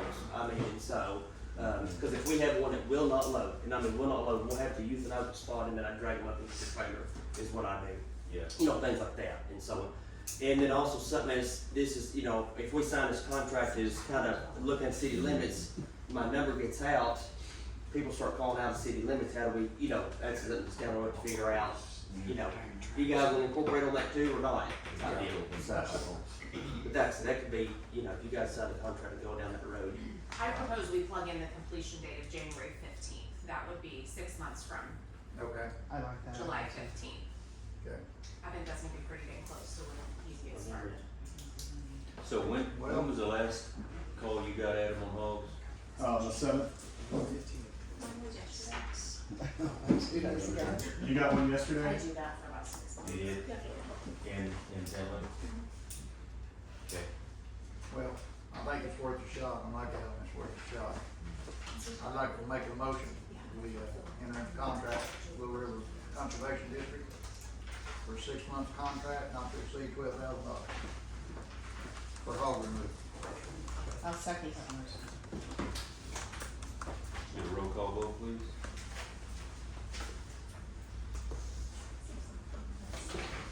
Howard Haggard, Yes. Diane Jordan absent, Todd McDaniel, Yes.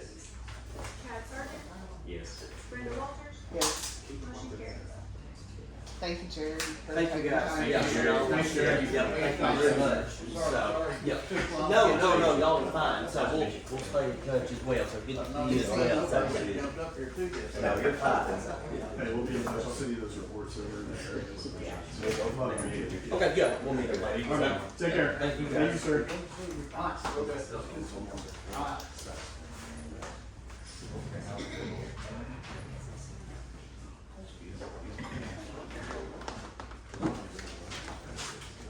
Do we need to take a break and get a picture? Do we need to take a break and get a picture? Do we need to take a break and get a picture? No? Okay. Item 18, guys, discussion, consideration, possible action regarding the selection, implementation of fuel meter public sector fleet card program for the town of Hochatown, including fuel maintenance, purchase controls, reporting features, and tax exempt billing options. Fuel man, please. So a little bit about this is. Yeah, we've been talking about this fuel card Yeah, forever. for a while. So we had some issues with Wex, and they wanted to look into the town and see if we had a credit profile, which we don't because we're a newly incorporated municipality. So because we didn't, they wanted us to put down almost a $10,000 down deposit that we would not see back so long as we had an account with them. This was So only Wex. whenever you would, yeah, it would be just like a secured credit card, now you have to pay money up front. And so I told them I wasn't willing to do that, and I asked for them, like, I was telling them that we can show you financial statements, we can show you incorporation documents, we can show you everything that you need to know about the municipality. We're good for the money, is there any way we could work around this? And their supervisors, I mean, we were talking with their district managers, and they had said that there's no way that they can work around it, and I said, that's all right, we can look into your competition, and they still, weren't interested in working with us, so we had identified some other potential solutions to this. And Julie, do you have any comments on this? My late husband Perry used Fieldman for years for his Yeah, chip and that's, tracks. that was our second So option. they're not new, they've been around a long time. That was our second option after Wex, and Chief, I don't know where he went, but he used, Fuel Man at his last. Job in Texas. Yeah. Somebody refused Fieldman? No, that's who Chief used at his Used, last job. okay. Fuel Man. If Chris used them and had good luck with them. And this does qualify for the tax exempt. Board approved a different vendor in the last meeting. Yeah. Their terms and conditions weren't conducive for the town, so we had to reach out and find another source. The fuel man, we can fuel up at any of the fueling sites, the same as other vendors, everything here in town is on the list. They have multiple tracking as far as the mileage, the fuel consumption, and range mileage on the unit, you track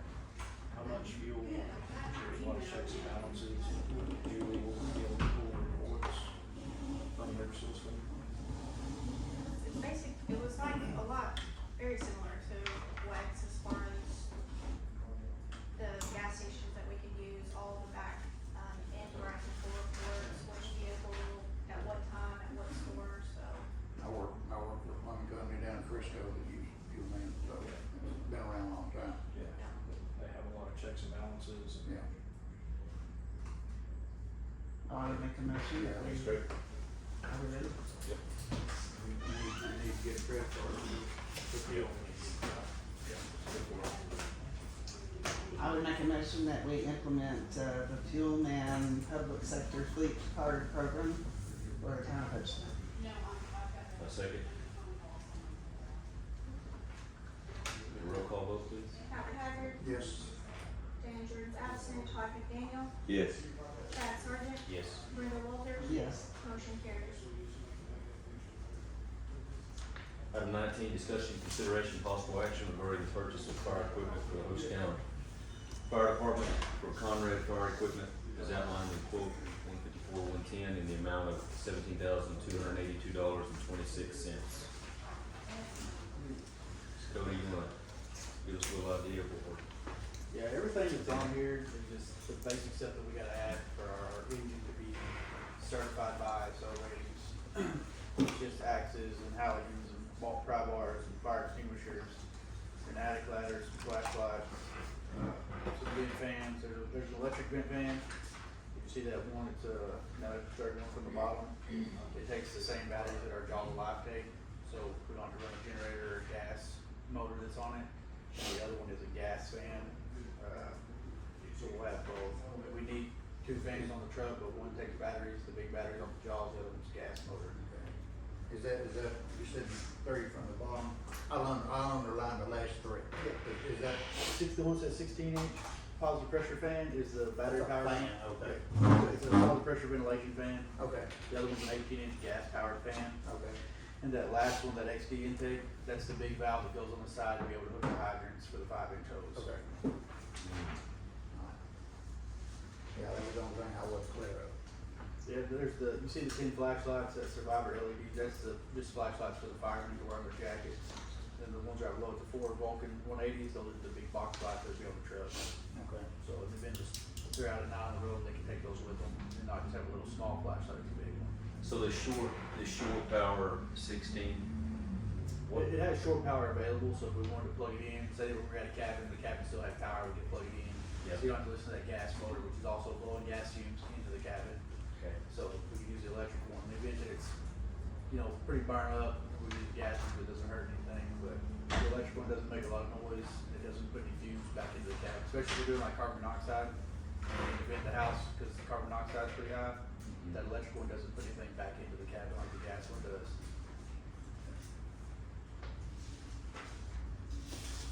And this is just everything that we need to get us. And, you see there it says 17,282, he just called me when I was at the Easy Mart earlier and said to kind of pad that a little bit because shipping, they don't know what shipping's gonna be. Because some of these things come from different vendors, so they don't have a clue what shipping will be on some of them. Did you guys have one of the, that 16 short power, y'all have that broken door or not? We didn't have any battery powered van, or short power, they're all gas. Okay. But everybody, that wasn't an option, and now everybody makes fans that are battery powered. They So- make the big batteries, like 50-watt batteries. What are these, because these are expensive, what's their major advantage?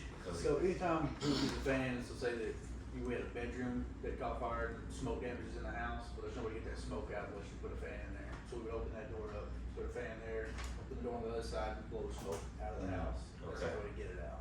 Okay. Open windows and doors and put fans in the doors and blow it all out. Okay. The only advantage of the battery powered one is it doesn't, there's no fumes, you don't have to cover it, it's louder, none of that loud gas motor running all the time. Great. Very good.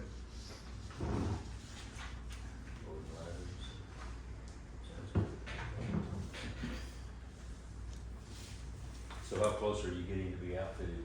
Is this gonna be? Once we get this, and I called about he actually called me about the hosting today, and he said September. So I already know the regional manager for that company, so I called him and see if he'll send us some of their old training hose. They sent it to me for classes, they sent me a whole pallet, back in March for a class. Okay. So I'm gonna see if they'll send me that training hose, so at least we'll have hose to put our trucks in service. There you go. Absolutely. There you go. Sounds good. Sooner the Yeah. better, for sure. We're so close. Yeah, and the engine's ready, I mean, it's full of water, everything works, so in the event that it's needed, it should be able to Can't work. ride on you anymore. So, good, they replaced the radiator in it, they did some work to it before we got it, they sent it to come and did all the work. Yeah.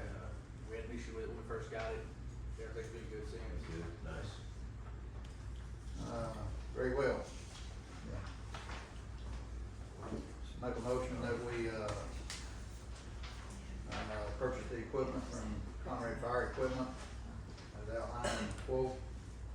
I don't want to put a price on it because of shipping, so.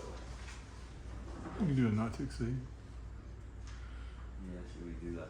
You could do the 20,000? 1732.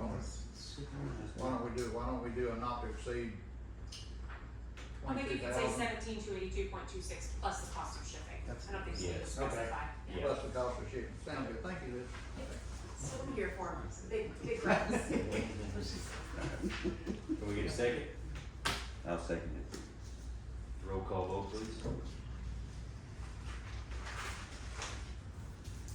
Howard Haggard. Yes. Diane Jordan's absent. Todd McDaniel. Yes. Chad Sargent. Yes. Brenda Walters. Yes. Motion carried. Okay, we covered 20 and 21 for Mr. Ward. Let's skip on down here to 22.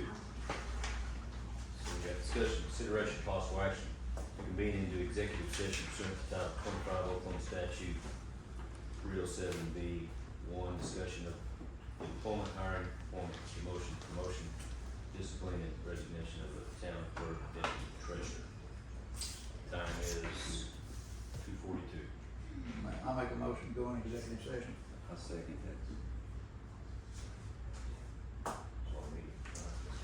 Roll call. Roll call. Roll call, yes. Howard Haggard. Yes. Diane Jordan. Absent. Todd McDaniel. Yes. Chad Sargent. Yes. Brenda Walters. Yes. Motion carries for Who seconded? 242.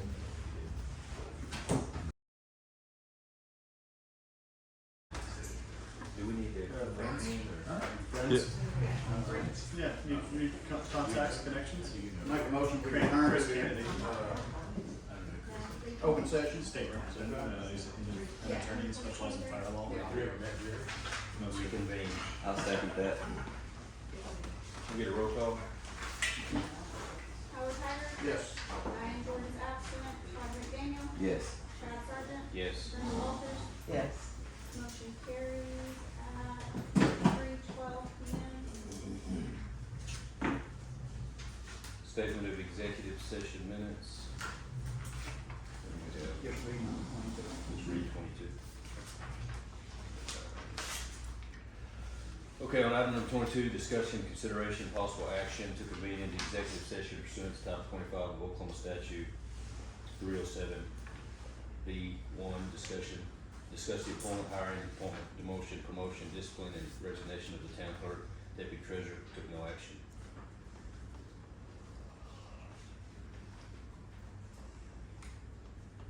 Now let's go to 25. Yeah, 25. Yeah, we did that. Did we do statement of executive minutes?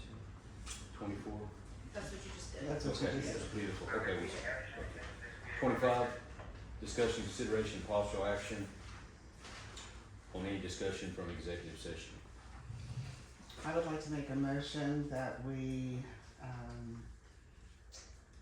promote, I suppose is the word, Julie Arietta to the position of town clerk and town treasurer for the town of Hochatown, with an increased salary of $65,000 a year. I'll second that motion. Can we get a roll call, please? Howard Haggard. Yes. Diane Jordan. Absent. Todd McDaniel. Yes. Chad Sargent. Yes.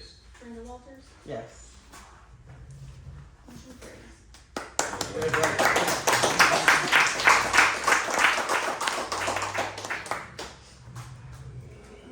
Well deserved. Thank you for staying with us, for bearing with us. Mhm.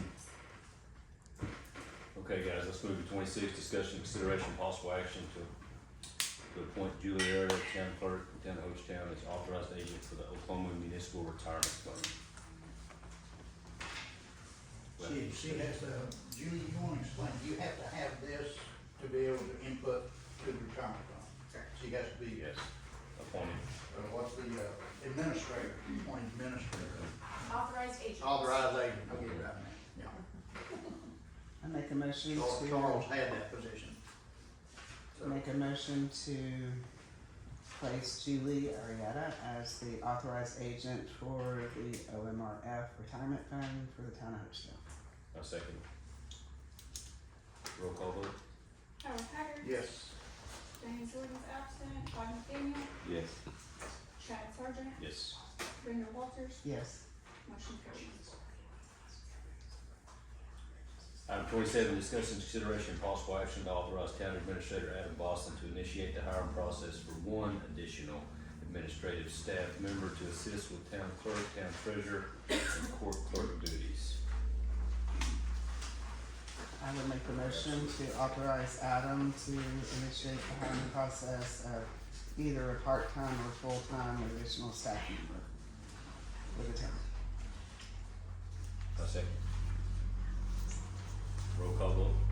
Howard Haggard. Yes. Diane Jordan's absent. Todd McDaniel. Yes.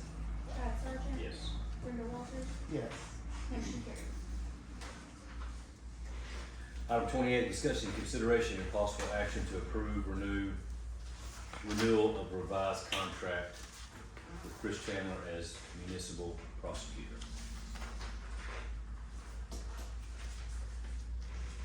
Any discussion on? I just, Where's it at, Brian? Yeah. on the, on item 4, on the back page of this, it just states his rate, which is perfect, or, but that he will provide the services as the municipal prosecutor, and it says additional task as requested by the town.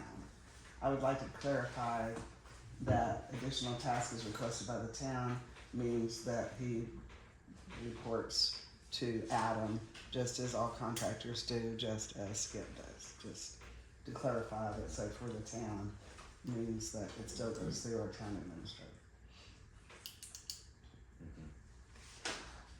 I mean, I think we could even say that additional tasks as requested by the town administrator, and just add that word in there. I'd like That, that. some of our contracts do Yes. that way, Or so. administrator. I'm sorry, Town and or administrator. No, town administrator. By the town administrator. Okay. because you all as the board could direct Adam to have him do Yeah. something, the idea is that the flow of information goes Goes that through way. Adam. I also prefer to have a single point of contact, Oh, no, I'm here. so, You don't want 6 bosses? then emails, et cetera. I got your number. So what I would do on that motion then is just, make the motion to approve it with the addition of the word administrator on section 4. Okay. So I would make a motion to approve the updated contract for our Chris Chandler as municipal prosecutor, for that purpose and for additional tasks as requested by the town administrator. I'll second. Roll call vote? Howard Haggard. Yes. Diane Jordan's absent. Todd McDaniel. Yes. Chad Sargent. Yes. Brenda Walters. Yes. Motion carries.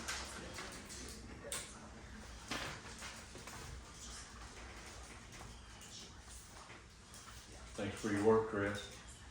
Hey. Yeah, Oh, for sure. Mr. Chandler's made some very positive contributions to this town so far, and just within the last month. That's awesome. He's helped Julie and Carissa and myself and He's great. Sure. He's pretty both good. our chiefs. Miscellaneous items. Great.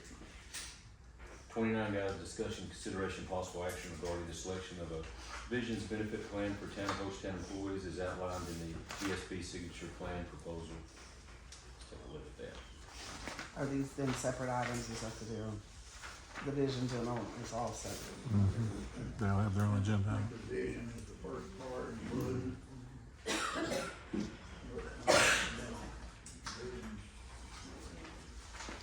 Somewhere, I believe there's, Yeah, this is just vision. Division is for 1, 2, and 3. at the very back of this section, you guys, is where Julie very nicely put the cost of each of these items in a chart for us. That's probably easier to look at than. So the vision, Got each one of them individually. the vision is a flat $13.59 per person. Back here in the back, Chad, can you see this? Yes. Did you find it?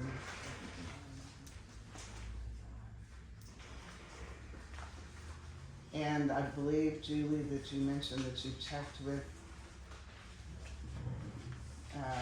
different eye doctors in the area that do take this vision plan. We have a list. Julie actually got a list of all the providers in the area. And then we did for the dental, you did for the vision too, Yeah, vision's kind of, hit and miss. well, they accepted pretty much anything for vision. Dental was the one that we. Yeah. focused on. So we need separate. Yeah, Julie's done a lot of research on all of it. Thank you, lady. Sounds great. Yeah. Part of the ongoing process of getting our employees, some benefits.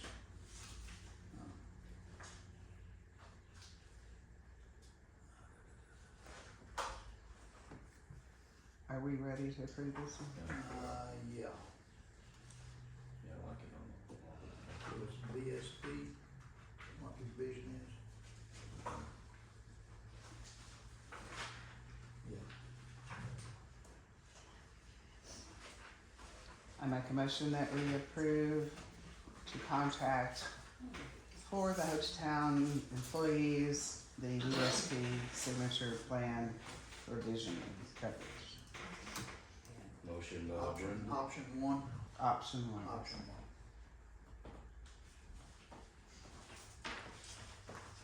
Got a motion by Brendan, can we get a second? I'll second that. Roll call? Howard Haggard, Yes. Diane Jordan's absent, Todd McDaniel, Yes. Chad Sargent, Yes. Neil Walters, Yes. motion carries. Item 30, discussion, consideration, and possible action regarding the selection of a dental benefits plan for County of Hochatown employees as outlined in 2025 Delta Dental of Oklahoma Select Proposal. Bless you. Where's that You plan? said the dental was the one you had trouble with. So they told me that I needed to call dental offices because everyone will say that they accept Delta Dental, but the baseline package was, option 3, Premier Plus is what they actually Yeah. take. So they wouldn't, if we were to purchase the less expensive one, it would be no benefit to our employees. Correct. We had to jump to the, Where did you learn this from? Through Melissa Fox, she works with our, health. So plan. They also did first Expanded check. network access dental, Delta Dental. they Plus also did, Premier. they also did first check with our current provider for insurance, and their dental plan is much more expensive as this one, so. All of these were provided to us through OML, their benefits group, and that's Melissa Fox and Melinda.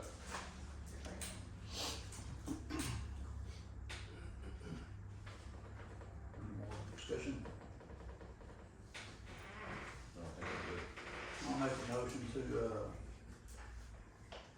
select the dental benefits plan for the town of Hochatown, the Delta Dental of Oklahoma Select Proposal. I'll second. Premier Plus. Premier Plus. This is, select proposal, Premier Plus.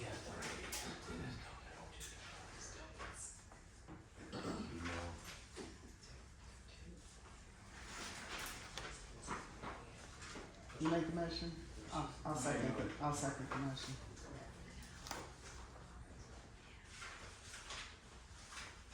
Those dentists, they're listed on there, Julie, is that the? It's that's behind just- it. Yeah, you just have 3, I mean, I guess that, is there If you more? flip. There's pages of them. I've done different terms. I was going, surely you can get out of it. Now you can't. Oh, well. Yes, he's got Texarkana, Hugo, Antlers, he did a lot. That may need general. Busy. Okay, Okay, roll call vote please. Howard Haggard, Yes. Diane Jordan's absent, Todd McDaniel, Yes. Chad Sargent. Yes. Brenda Walters. Yes.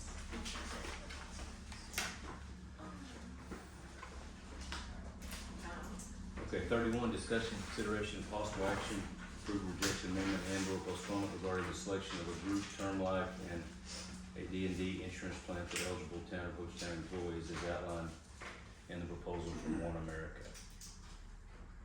Is this one at? This is one page next to this chart sheet. It's on the back of the dental. Oh, okay, sorry. That's pretty good, I see that it's a flat $15,000 coverage.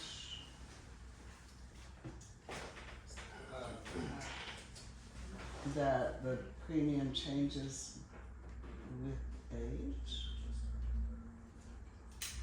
I just saw that, Employee age when reduction occurs and students about the dental remain. So that will increase every year as the employee ages. Oh, if an employee turns 70 years old, it's only 45% coverage, is that what I'm reading?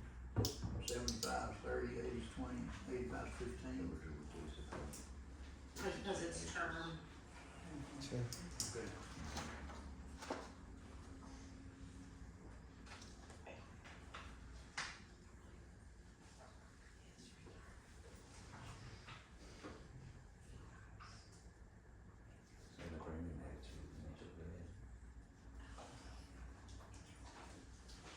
If any employee wants to, like, buy or, purchase voluntary. They can do that to increase the. That's typically what I see is there'll be kind of a minimal, honestly, really frankly, to get your employees thinking about, I should have life insurance. Mhm. And then they're able to go in and buy it relatively inexpensively. If they want to, take out $100,000 policy or $1 million policy, they can go in and add that themselves.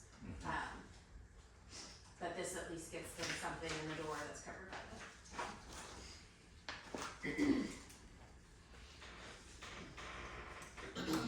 I would make a motion that we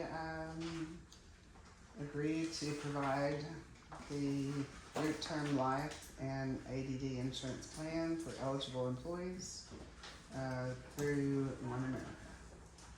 A second. Wait a minute, Julie, do we need to clarify which option? We only provided one option, For- and that's why employees. Option lab. Provide the additional voluntary. Get a roll call please. Howard Haggard, Yes. Diane Jordan absent, Todd McDaniel, Yes. Chad Sargent, Yes. Brenda Walters. Yes. Motion carries. Item 32, discussion, consideration, and possible action to approve resolution 2025-08, resolution of the Board of Trustees of the Town of Hochatown, Oklahoma, proclaiming that the Town of Hochatown is ready, willing, and able to provide fire protection services for the entire area currently served by the Hochatown Volunteer Fire Department if requested or presented the opportunity to do so.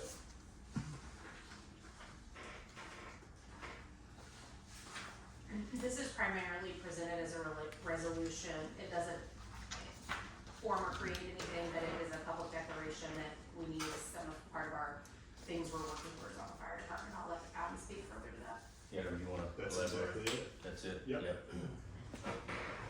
Show support and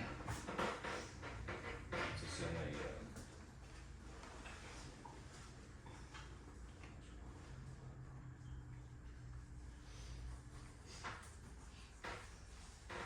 I think, does everybody understand what that Yes, area it's is just a there? public notification. Mhm. Yes. Okay, I'll make a motion that we, approve the resolution of the Board of Trustees of the Town of Hochatown. Ready, willing, and able to provide fire protection services for the entire area currently served by the Hochatown Volunteer Fire Department if requested or presented the opportunity to do so. Can we get a second? I'll second that. Roll call? Howard Haggard, Yes. Diane Jordan absent, Todd McDaniel, Yes. Chad Sargent, Yes. Brenda Walters. Yes.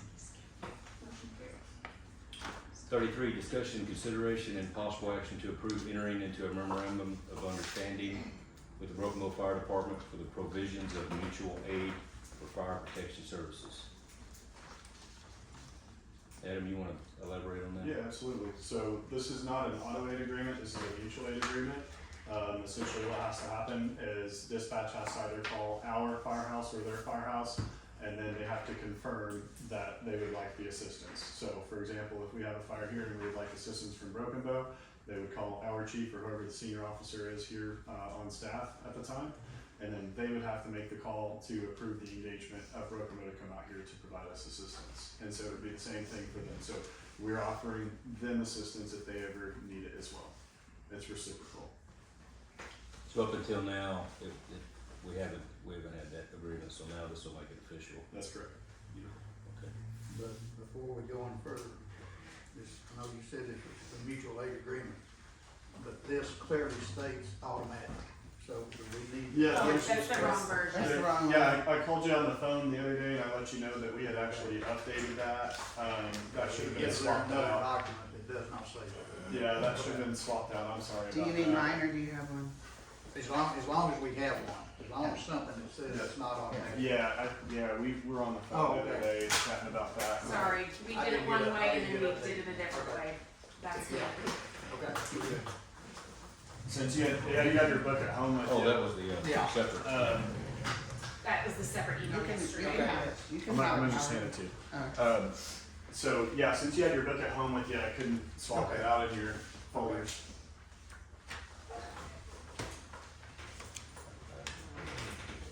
Did you get to see it, the first one? That MOU. Oh, yeah. MOU. Did you want to see it?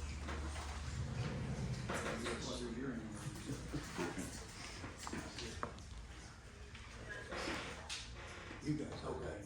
This is the good one. Yeah, that's what I was thinking. Okay, So that's yeah. good. I had one that said Okay. automatic. That's what threw me off. Okay. Mine said automatic. If you keep these things, you're welcome to have it. Yeah, I'll keep it. Take that.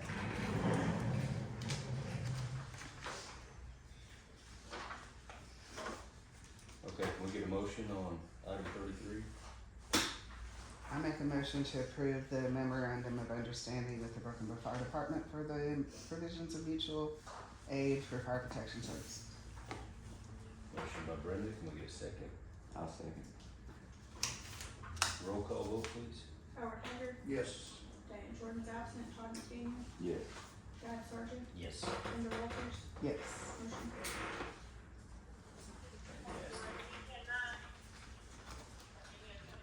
One more step forward. Cody, you good with that? Yes, sir. Alright. We are official.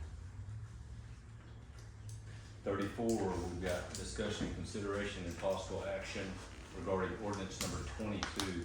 An ordinance of the mayor and board of trustees of the town of Hochatown, Oklahoma, amending the code of ordinances title 4, business and license regulations, chapter 6, short-term rental, amending section 4-6-2B to provide that the deadline for submitting for renewal and payment of the annual license may be extended by a resolution of the board of trustees, providing for severability, providing for repealer, and declaring an emergency. A little bit of explanation on this. So as we're working with Granicus, which we're like 2 weeks away from being online on that. We know things happen each year and we may need to give some people grace on the annual renewals. Instead of changing our ordinance every year, I changed our ordinance to allow us to change it by resolution. A resolution is a much simpler process than changing in our ordinance every year. So the ordinance is just being changed and literally added a sentence. The deadline for renewal and submission of the renewal application and fee may be extended upon resolution of the board. So that'll be enshrined forever in the ordinance, and then you can just change the date by resolution if you want to. So you'll see the next item is gonna be a resolution to change it for this year, but this will stay in the hard code, for lack of a better term. And then we can adjust things by resolution each year. So that added sentence is section 4-6-2B. The very last sentence there in that Sentence. section is the only part giving you all that authority.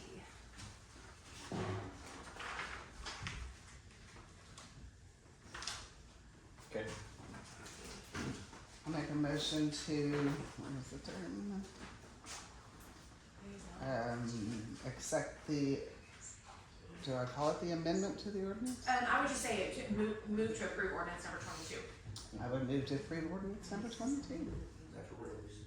I'll second. Get a roll call, please. Howard Haggard, Yes. Diane Jordan's absent, Todd McDaniel, Yes. Chad Sargent, Yes. Brenda Walters, Yes. motion carries. 35, discussion, consideration, possible action, approval, rejection, amendment, and/or postponement to approve emergency clause of ordinance number 22. And as you guys probably have gone on at this point, anytime we have an emergency clause, we have to separately pass it. That just lets this go into effect today so we can pass our resolution to adjust this year. Okay. A motion to approve the emergency clause to ordinance 22. Can we get a second? I'll second it. Roll call vote, please. Howard Haggard, Yes. Diane Jordan's absent, Todd McDaniel, Yes. Chad Sargent, Yes. Brenda Walters, Yes. motion carries. Alright, let's see here. 36, discussion, consideration, and possible action, approval, rejection, amendment, and/or postponement to approve resolution number 2025-09, a resolution of the Board of Trustees for the Town of Hochatown extending the deadline for renewal of short-term rental license and payments of fees from July 1st to August 29th, 2025. And this does just what it says it does. It's changing the deadline for renewal fees and submission of your renewal to, from the 1st to 29th. You can change that to whatever you want. The 29th is the last business day, last Friday, because I started to do the 31st. I'm like, no, that complicates things. So, that was what I came up with, but happy to amend that if you guys don't think we need that much time or if you think we need more time. No, I think it's great. Some of the challenges that we've had, I think it's a good time. Howard, do you have any concerns? No. That's good. We get a motion. I'll make a motion to approve resolution number 2025-9. Yes. Brenda, can we get a second? I'll second. Roll call vote. Howard Please. Haggard, Yes. Diane Jordan's absent, Todd McDaniel, Yes. Chad Sargent, Yes. Brenda Walters, Yes.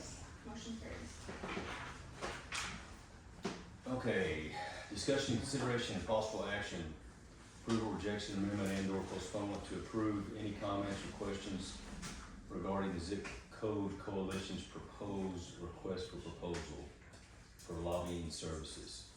So Adam, you wanna fill us in on, how this is gonna benefit Hochatown? Yeah, so a little bit about this is, as we have had some conversations over the last couple of months, the National Zip Code Coalition has expressed interest in hiring a lobbying firm to represent the coalition. And so every municipality that has agreed to participate in the hiring of a lobbyist to get this bill passed, to get our zip code, they all have, so to speak, a seat at the table. So as they're going through this RFP process, this particular agenda item, and we'll get into the other ones later on, this particular agenda item is for us to provide any comments or requested changes to the RFP that they drafted. So what they did is they're about to send out a request for proposals from these lobbying firms. And so the RFP is gonna outline specifically what the scope of services is and what they're looking and kind of what the grading rubric is gonna be. Mm-hmm. So this is if you have any comments that you wanna share, if you wanna talk about the RFP or participating or et cetera. Just open forum. So does this item on the agenda match with this agreement for services that we have? Yes, so the next item here in 39 is a sample template for what an agreement for lobbying services would look like. One that we would We approve. would, yeah, so Yes, what it's they have in-house. to do, why we had to get this prepared for today and get it approved by you guys, is the master RFP they're putting together is gonna have one of these for every town. And so the highlights in here will stay in here, that's how they are in the RFP, because we don't know who the contractor's gonna be, we don't know their terms. But they need for us in the RFP, for the contractors to see what our standard terms are gonna be. We stayed as close as we could to the other municipalities. We have some differences because we're in Oklahoma and we're a town, not a city. So we made all of those changes, but we're trying to stay consistent with what everyone else is doing. So that's the biggest thing we need approved so that we can, obviously we need the vote on all three issues. And then Adam can get all this submitted to them, because it's a little bit time sensitive. So on 37, we're just, if we have any comments or specific questions about the proposal. That's correct. Okay. If you have any questions or comments on it, you can give them to me or we can talk about them here and then I can take them to the National Zip Code Coalition and get answers for you, Liz.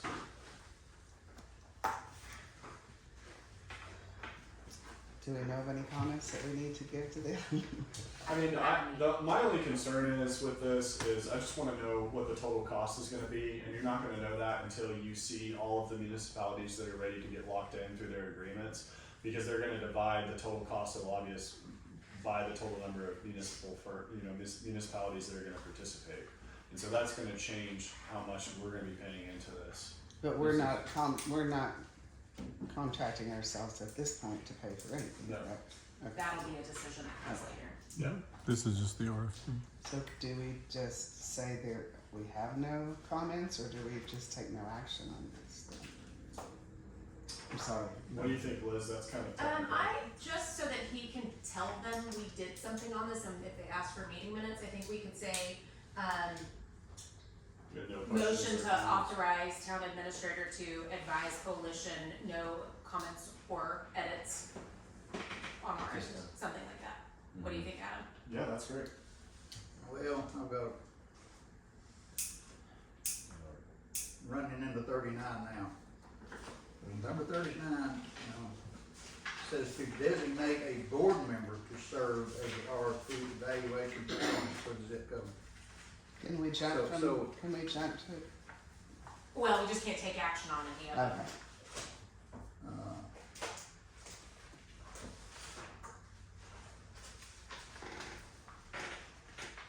So I think what that they're meaning there, and Adam, maybe you can speak to this further, is when they go to determine who the lobbying services are, we need to be able to say, here's our person that's gonna have a say in that. Yep. Because it wouldn't be, and again, for the RFP, that ultimately comes back to the trustees, for the trustees to approve.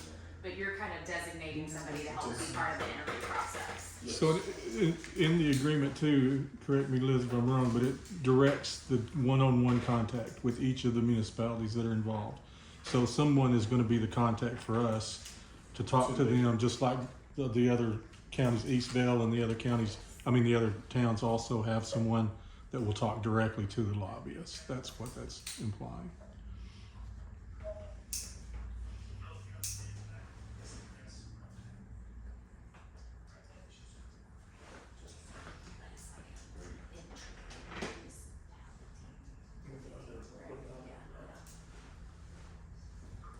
So I would say move back to 37 and work through each of these first.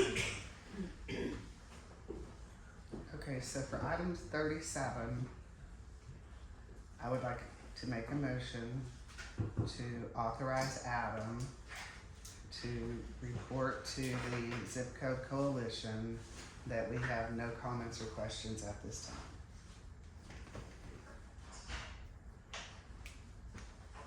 I second that motion. Can we get a roll call vote, please?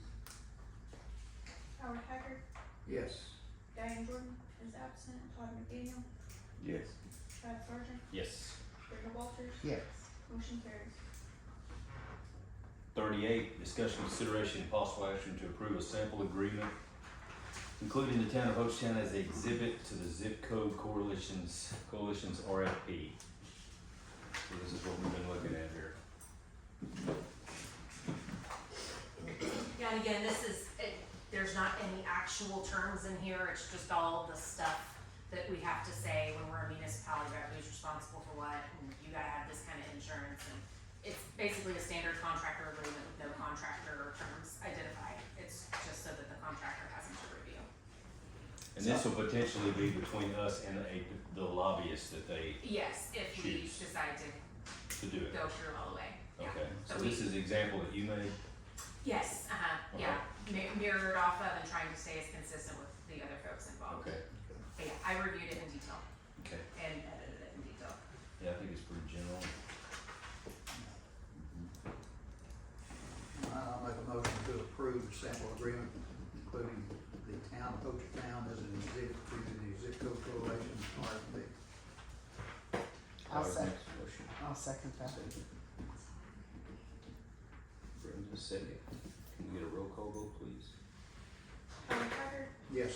Diane Jordan's absent, Todd McDaniel, Yes. Chad Sargent, Yes. Brenda Walters, Yes. motion carries. 39, discussion, consideration, and possible action, approval, rejection, amendment, and/or postponement to designate a board member to serve as the RFP evaluation panelist for the Zip Code Coalition Lobbyist Services Selection Process. I'm thinking since this zip code or this objective of obtaining this zip code has been a project that Diane has taken on and started, spearheaded this thing, and was, and took off and went into some directions of, that we weren't anticipating, but it looks like it's going to have, some, it's gonna have some potential growth to actually come into fruition, so I would say to designate Diane as the board member, unless you guys have objection to that. Is that a motion? Yeah, I'd like to make a motion to designate Diane Jordan as the board member to serve as the RFP evaluation panelist for the Zip Code Coalition Lobbying Services. I'll second that motion. Chad Howard, roll call vote. Howard Haggard, Yes. Diane Jordan's absent, Todd McDaniel, Yes. Chad Sargent, Yes. Brenda Walters, Yes. motion carries. Discussion only regarding a potential amendment to ordinance 5-5-1 fireworks regulated. I requested this. Yeah, I was gonna say, Where did this come from? It was me. Just the Yeah, this is what we have now as our fireworks ordinance. okay. And, I think the majority of folks, assume that we have fireworks prohibited in town pretty much completely. And we really don't have, we have fireworks limited, but they are not prohibited. And, so if you read there, I mean, it does give some areas that they can't be located in certain areas. You can only set them off with, or they cannot be set off within 500 feet of an occupied structure. And it's even hard for me because growing up, I loved to set off fireworks with my kids. So I understand that, what we want for our town. I understand people enjoy setting off fireworks. But my bigger concern is that we live in the middle of a forest. And one fire at the wrong time can, was it Pigeon Forge or? It was 2015. And so I think nothing needs to be decided today, but I think we should have some further discussion on what we may do. For years, I have sent notice to my cabin guests who are coming during that 4th of July weekend that fireworks are not allowed on the cabin property, nor on the roads within the developments. I don't know if maybe some developments possibly have within their specifics. HOA. Thank you, that they're not allowed. But we continually put out the statement. You have a lot of people who are drinking. a lot of people when they're here, and as a cabin manager, from what we see in the aftermath of 4th of July, lots of debris that's left behind, which is not as big a deal as, to me, the concern about dangers and injuries. We're talking about doing a complete fire and safety inspection on every cabin in Hochatown because we don't want a tragedy to happen. And I think this is a similar tragedy that could happen. And I know the chief did respond to one or two that thankfully nothing happened, but a large, from what I understood from him, a large explosive fell over and then landed against the neighboring cabin with a young couple and a baby that scared them. And so he helped with what was initially reported as a structural fire, right? So, and then the people got excited and then threw, didn't you tell me they threw the ordinance up in the back of the truck and it was melting there? Plastic. So for me, this is, and I do, I mean, in Warrior Edition in Broken Bow for 10 years, we held the neighborhood fireworks show at my house. And then guess we got to pick up the debris the next day, but, There's so. one thing I can do for you if you like.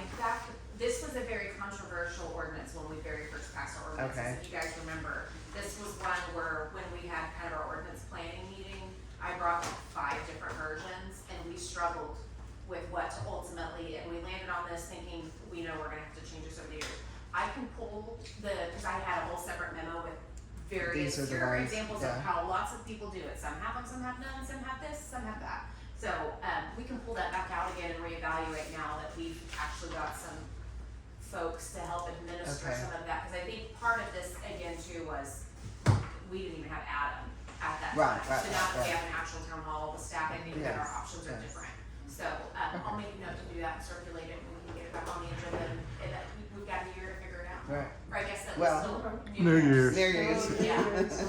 We don't have, I don't think I can recall seeing, maybe, I don't think it's only, but we don't have a designated time for fireworks even on our ordinances at all, do we? Like a certain No, time? it doesn't have anything I mean, about you what time, but this, The time of the year. as long as they're not firing them off down the highway like they were Saturday night, or, and not within 500 feet of an occupied structure. What would you like to see? I don't know, that's what I'm saying, I'm just as grappled as everybody else, I no longer have young kids, so I'm interested in shooting off fireworks. Well, I mean, there's a window, to me, there's a window of when fireworks should be, considered, and that's during 4th of July. And when some do them at Christmas, but. Again, we've been fortunate this year that we've had lots of rain, so, the Yeah. risk, it was more minimal because everything's not so dry, but, and in addition to the danger of fire, then you have the folks who have come with their families who don't wanna be next door to a cabin that's shooting off fireworks at 2:30 in the morning. Yeah. Which I heard happening more than once, Okay. so with the noise complaint, I don't know, so. There's lots of options on Okay. setting dates, setting time limitations, doing it not at all. I mean, and I can get that back in front of you guys.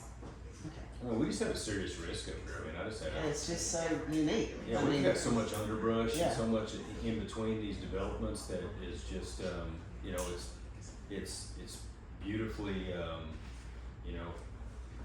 naturally curated where, we don't wanna touch it, but at the same time, it's a massive risk as we move forward and, it's definitely And that is the statement I that's the make. scary part, That's the statement I make to my guests in the note that I email it to him and then I take it and physically put it on the counter in the cabin. And I tell them, it's just too risky Yeah, in our area with the force. And absolutely, I agree with you, so I think we need to look into that and make some changes on that soon, very soon. that's just what I have. Thoughts, concerns. I mean, we're just in an area where it's a big risk. And we got the opportunity to control it, or to help control it. Okay, sounds good. Well, that one was, let's see here, discussion. Okay, guys, we're Down to, item 41, new business, any matter not known or which could have been reasonably foreseen prior to the time of posting the agenda. Any new business? There's none. Okay. Can we get a motion? I guess, do we have to make a I motion? would like to make a statement first. Okay, go ahead. Thank you, Mr. Adams, for giving flags. Appreciate it. Yeah. We got to start all flag yet or no? Sir. Yes. Yeah. Yes, sir. Yes, flag. Fantastic. Yeah, I didn't see it the other day, I was curious, but we finally got it. Awesome, man. Yeah, thank you, Adam, appreciate it. Okay, item 42, discussion consideration, wait, let's go ahead and, do we need roll call vote first for 41 or no? No action. No action, okay. 42, discussion consideration possible action to adjourn. Make a motion to adjourn. Howard? I'll second. Roll call vote? Howard Tucker, Yes. Diane Jordan's absent, Bob Machine, Yes. Chad Sargent, Yes. Brenda Walters, Yeah.